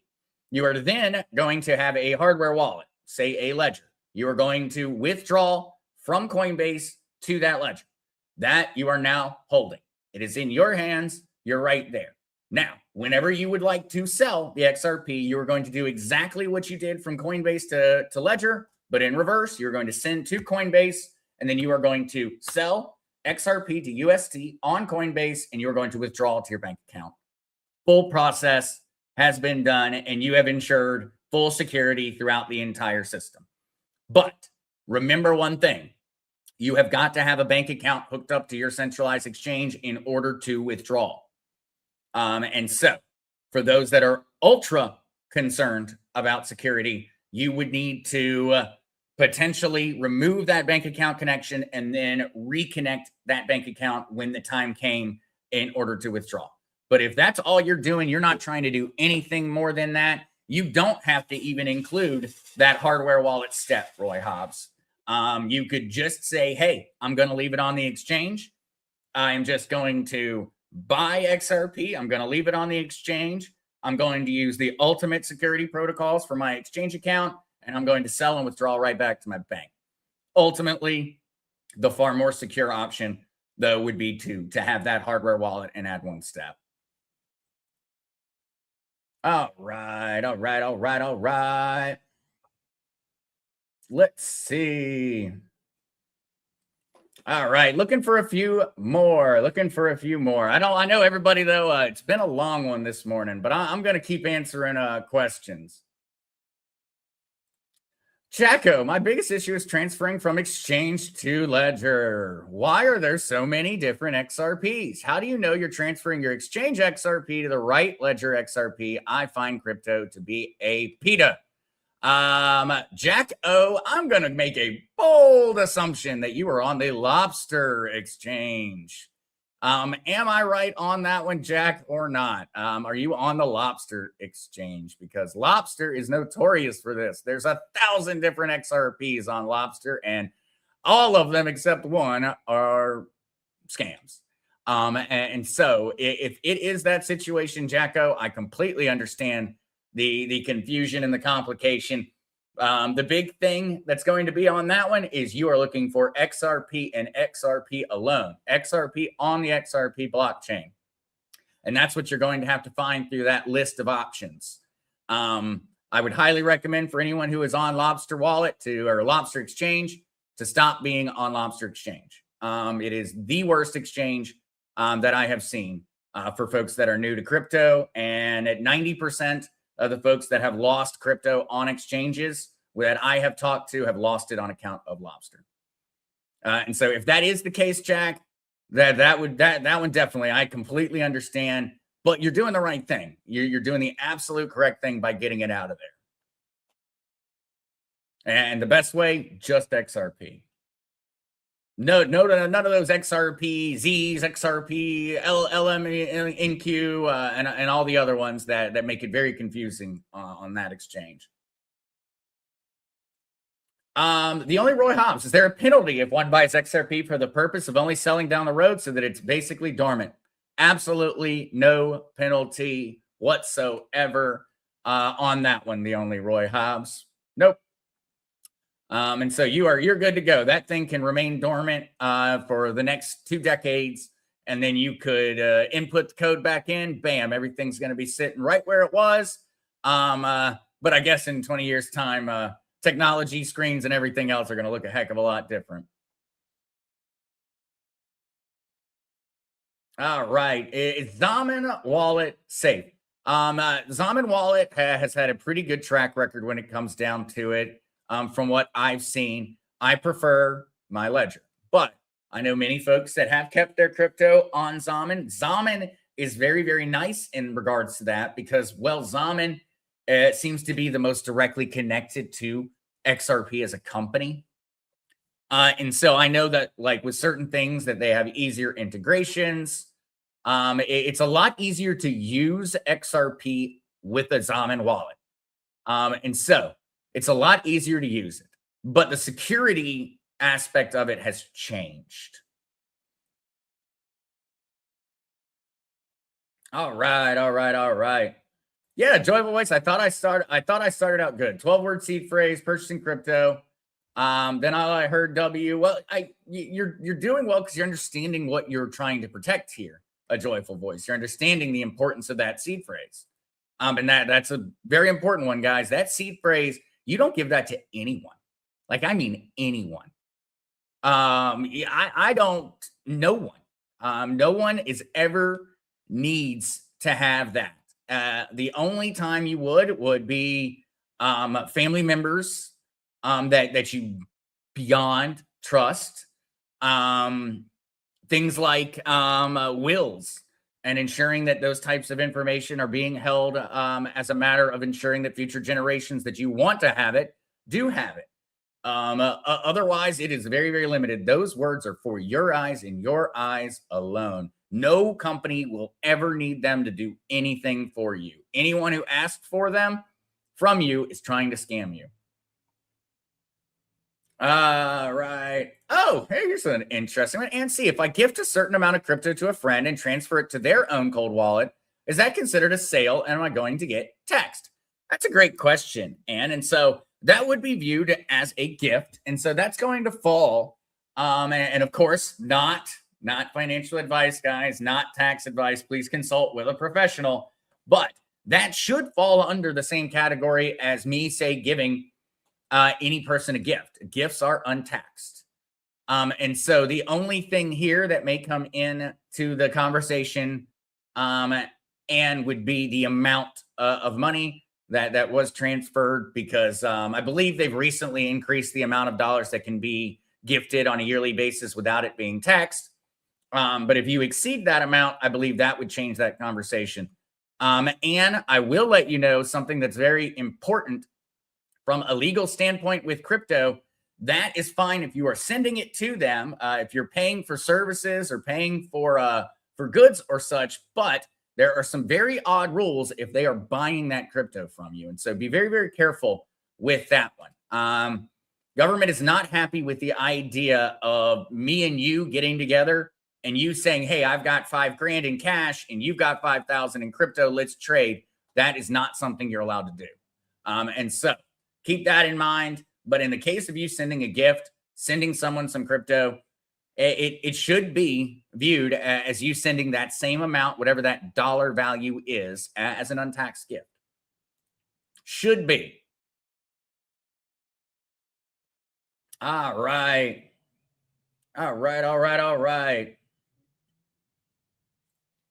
SG from West Virginia. So are you saying if I join Coinbase, I could purchase XRP until I want to do something with it, then get a hard wallet? I can just let it sit there. Yeah, it can just sit there. But understand that if someone hacks your Coinbase or gains access to it, that they could take it. Or if Coinbase has a technical problem and they have to shut down withdrawals for, a week while they get it fixed, that your crypto's stuck in there with it. And so that's just that understanding, that benefit cost discussion that you kind of have to have on a personal level. Ultimately, I always have some dollars on Coinbase. I always have some. I have a couple dollars on Uphold right now because I was looking at making a purchase. I always have some there. I just make that distinction. I don't leave anything there that I'm planning on holding for a long time, because I'm at that part in the process where I've got that hardware wallet. I've got all of that set up. And so it really is very easy. I make that purchase on Coinbase. I click send. I have my hardware wallet saved in the addresses, so I don't even need to go do copy and paste. I make that purchase on Coinbase. I click send. I click that wallet, Zester's hardware wallet. I click send. And bam, my XRP has now been moved over to my hardware wallet. So once it's all set up, it's not a big deal to move it over. But absolutely, SG, until it hits that point where it is that amount of money, I wouldn't over worry about it. I'd worry more about your security on your exchange account. Whimsical Wimders, doesn't Wyoming also have gold-backed currency? I believe that one of the major gold-backed companies is based out of Wyoming. Wyoming is, I think that there's like 800,000 people that live in the state or something like that, or I'm mixing up my population numbers with another state. But Wyoming is going to be a very, very wealthy state. Delaware has long been known as the place to incorporate. Delaware has massively changed their incorporation laws and rules. Delaware is now a pain in order to be incorporated in. Wyoming is going to become the beneficiary of a lot of incorporations and a lot of extra tax dollars. That could be a state to be looking at property in all honesty. There's a lot of it. It's cheap right now. And if Wyoming keeps doing what they're doing, I have a feeling a lot of folks are going to want a piece of it.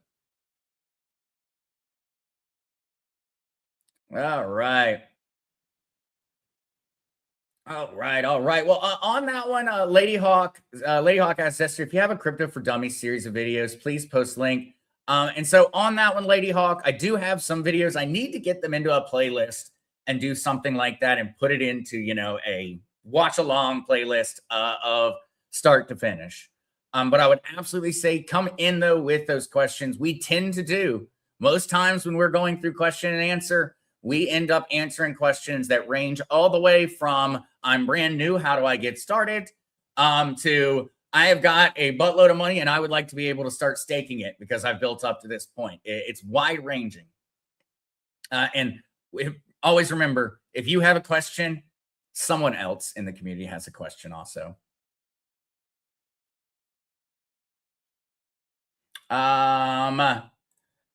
Fire Dogs. Esther had several friends use a cold wallet and they failed. I like that you prefer Ledger, but how safe is it?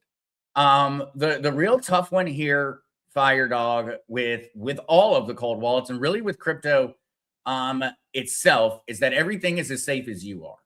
And so the hardware wallet, it's a Ledger hardware wallet, absolutely safe, yes, but you could mess it up. And so no Ledger wallet has ever been hacked. It's never happened. It is not possible for someone to steal off your Ledger without you having given them the information. And so that's the tough part about it, Fire Dog, is that it really comes down to your own security programs, your own security protocol. Ultimately, if you've done everything right, the chances of you having a problem are beyond minuscule. But now, there are a million ways to mess this up. You put your 24 words that are the secret phrase to that Ledger cold wallet, and then you have, somebody come into your house to fix your cable, and they read those 24 words or take a picture of them. Or somebody tricks you on a phone call into handing them over. Or you wrote down those 24 words and you lost them. And so I think what you'll see throughout the whole thing is that the most dangerous part of crypto is ourselves. We are the most dangerous part because 99.9% of all people participating in cryptocurrency are just learning about cryptocurrency. It's brand new.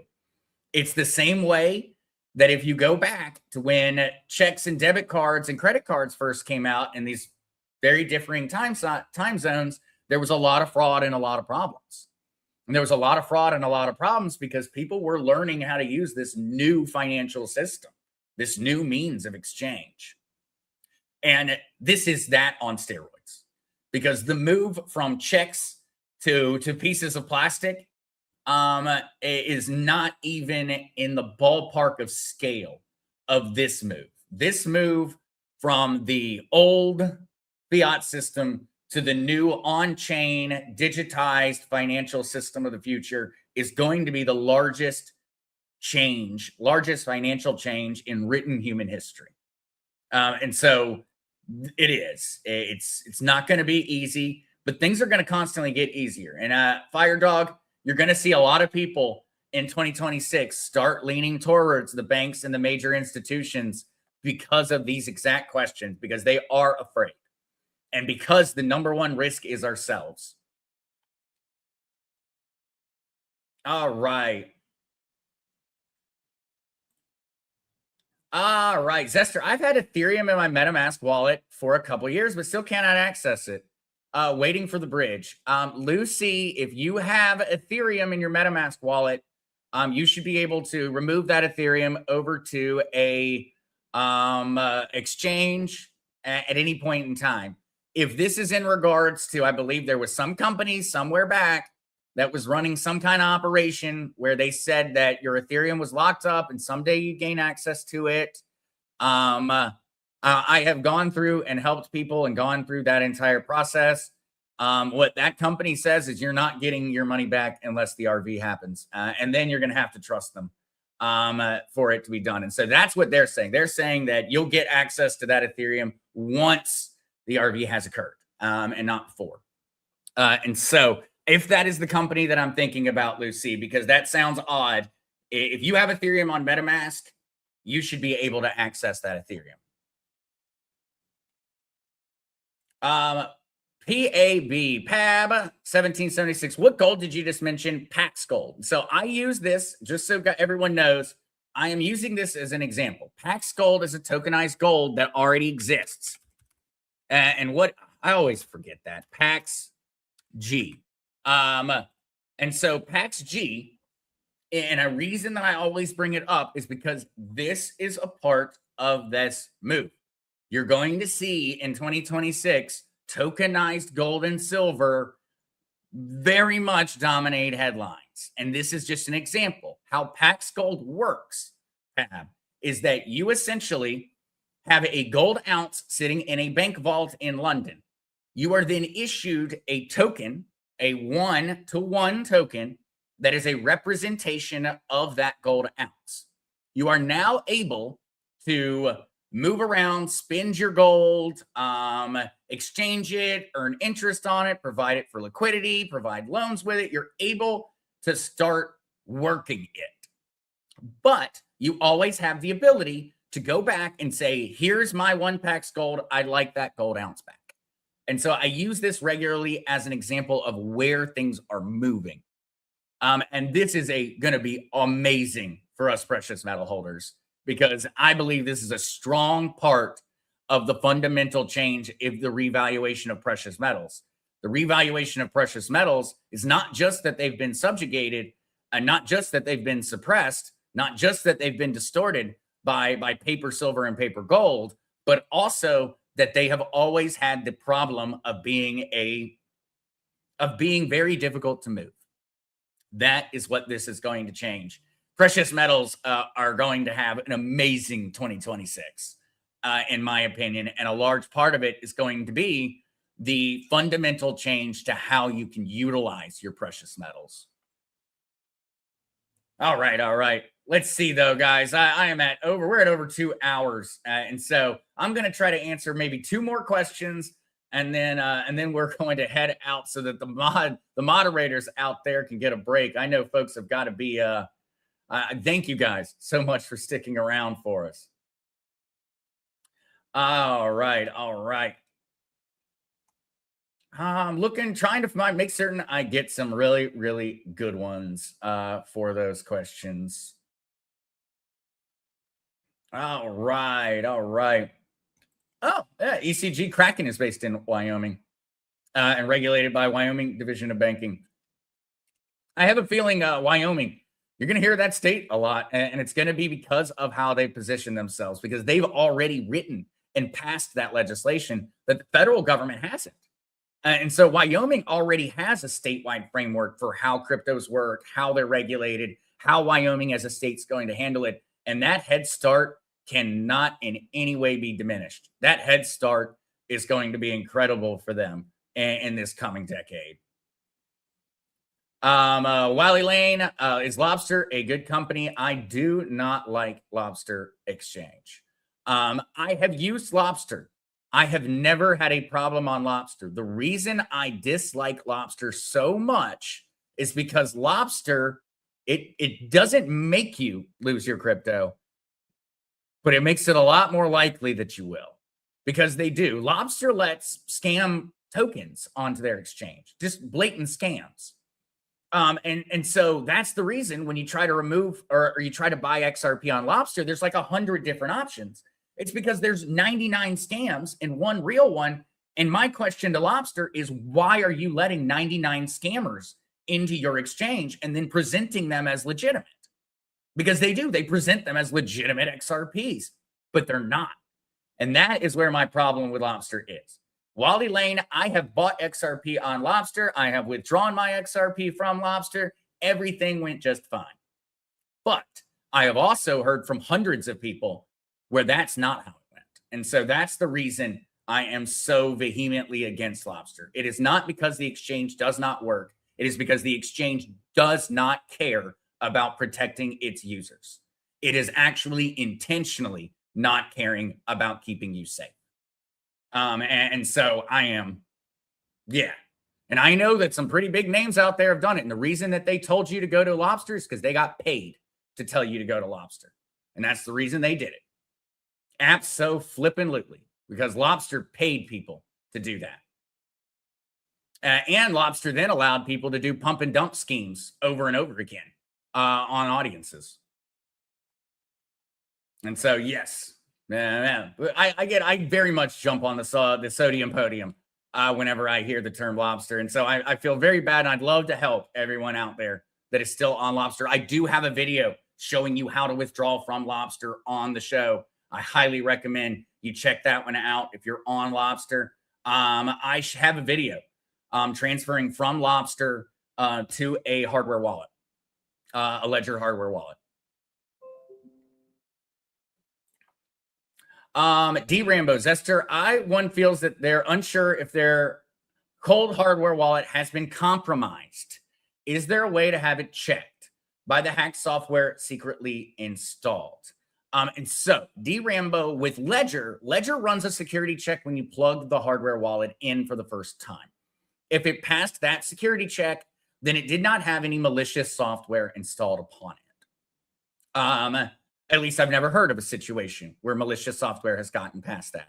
But D Rambo, if you do believe that a cold wallet has been compromised, if you believe that it has been compromised, you need to get your crypto off of it and you need to reset that hardware wallet. If that is the case, the only way though, and please do remember that the way that it was compromised is someone gained access to the 24 words. You cannot have installed something. Most likely, it would be very difficult for someone to have hacked in and installed something onto your ledger. Most likely, the situation was someone gained access to your secret phrase. You downloaded something very blatantly that was malware or something of that situation. But I would highly recommend, if you are afraid of that, D Rambo, I would get that crypto off of that hardware wallet and I would go about getting a new one. Or doing a very, very hard reset on that existing cold wallet. But D Rambo, I would. If you believe it's been compromised, it's most likely that the crypto would already be gone. And so whenever you do have a compromised wallet or anything of that nature, most of these scammers, they don't wait. They get that money out and they will. I've been through a lot of folks and seen it. Scammers are going to take $4 out of some small, tiny account. They're not going to leave a penny in that thing. And so, yes, when it comes down to it, D Rambo, you can check through Ledger Live, the application on your computer. But also, if you strongly believe that something has occurred, I would get it out. I would absolutely get it out. And in a situation like that, guys, that's when you do. You can get it out to a centralized exchange, keep it on that centralized exchange for a few days while you ensure the security of your hardware wallet, and then you can move it back. There's a lot of different ways to go about skinning that catfish. A lot of different ways.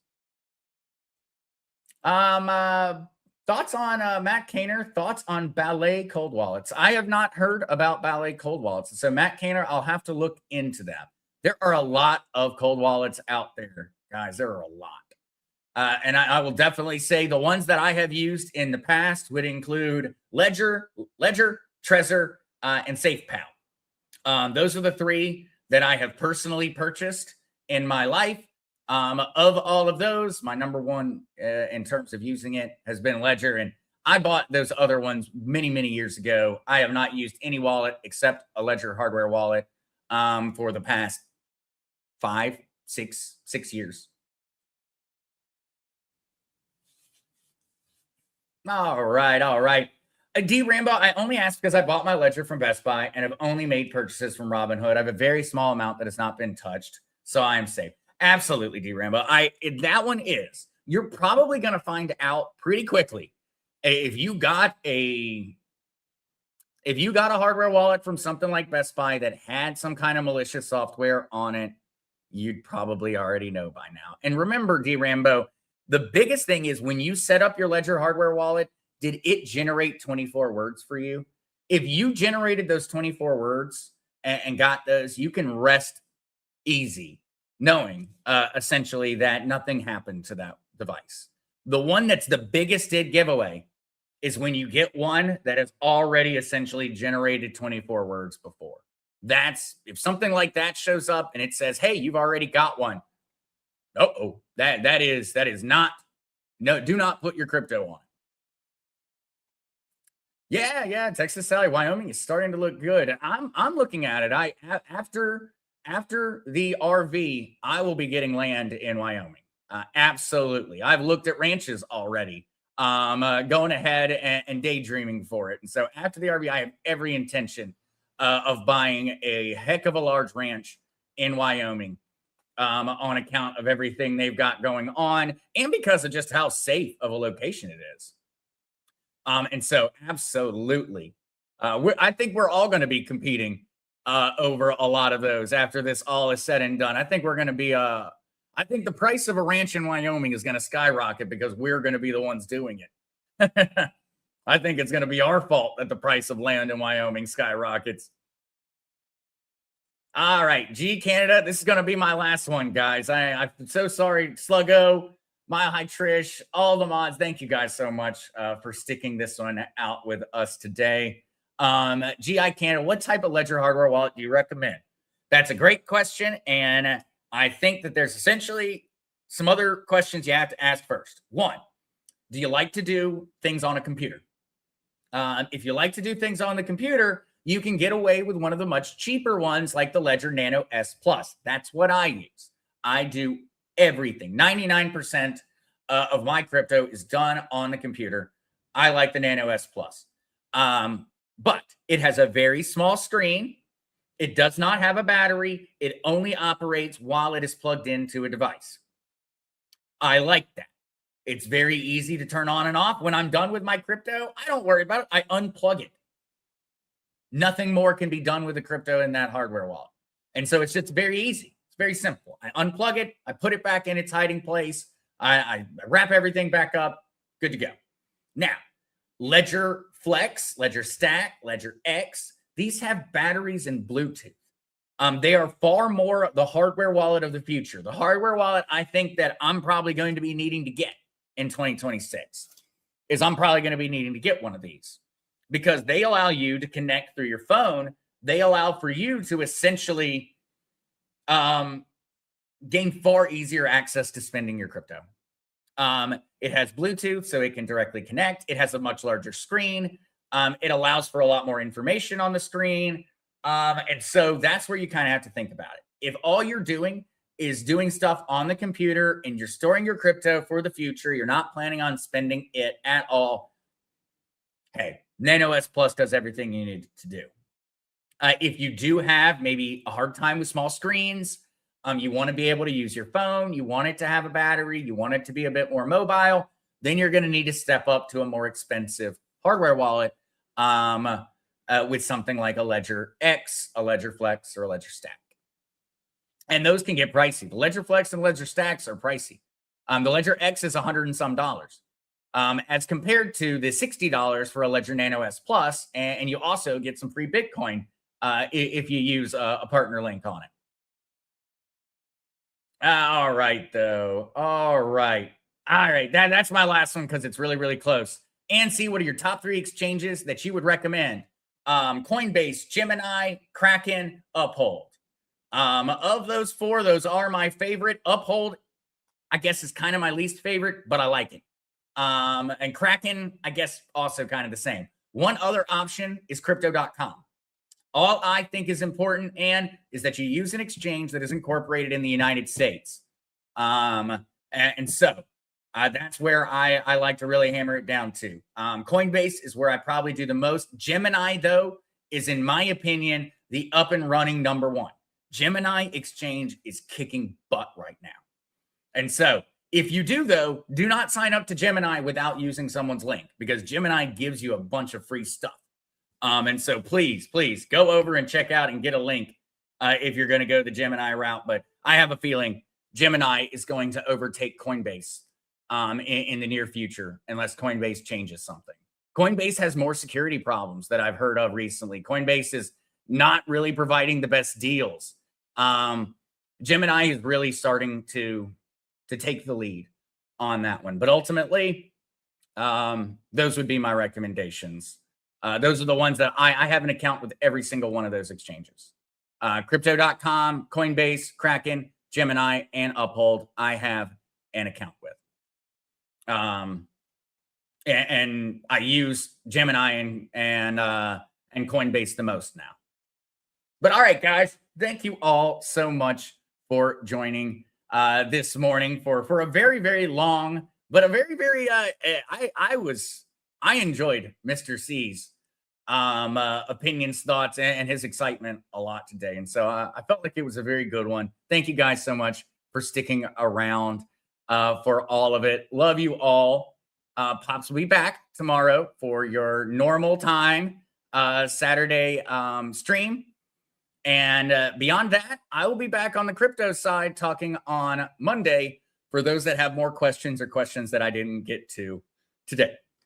So, all right, guys, stay safe out there. Have an amazing, amazing weekend. Peace.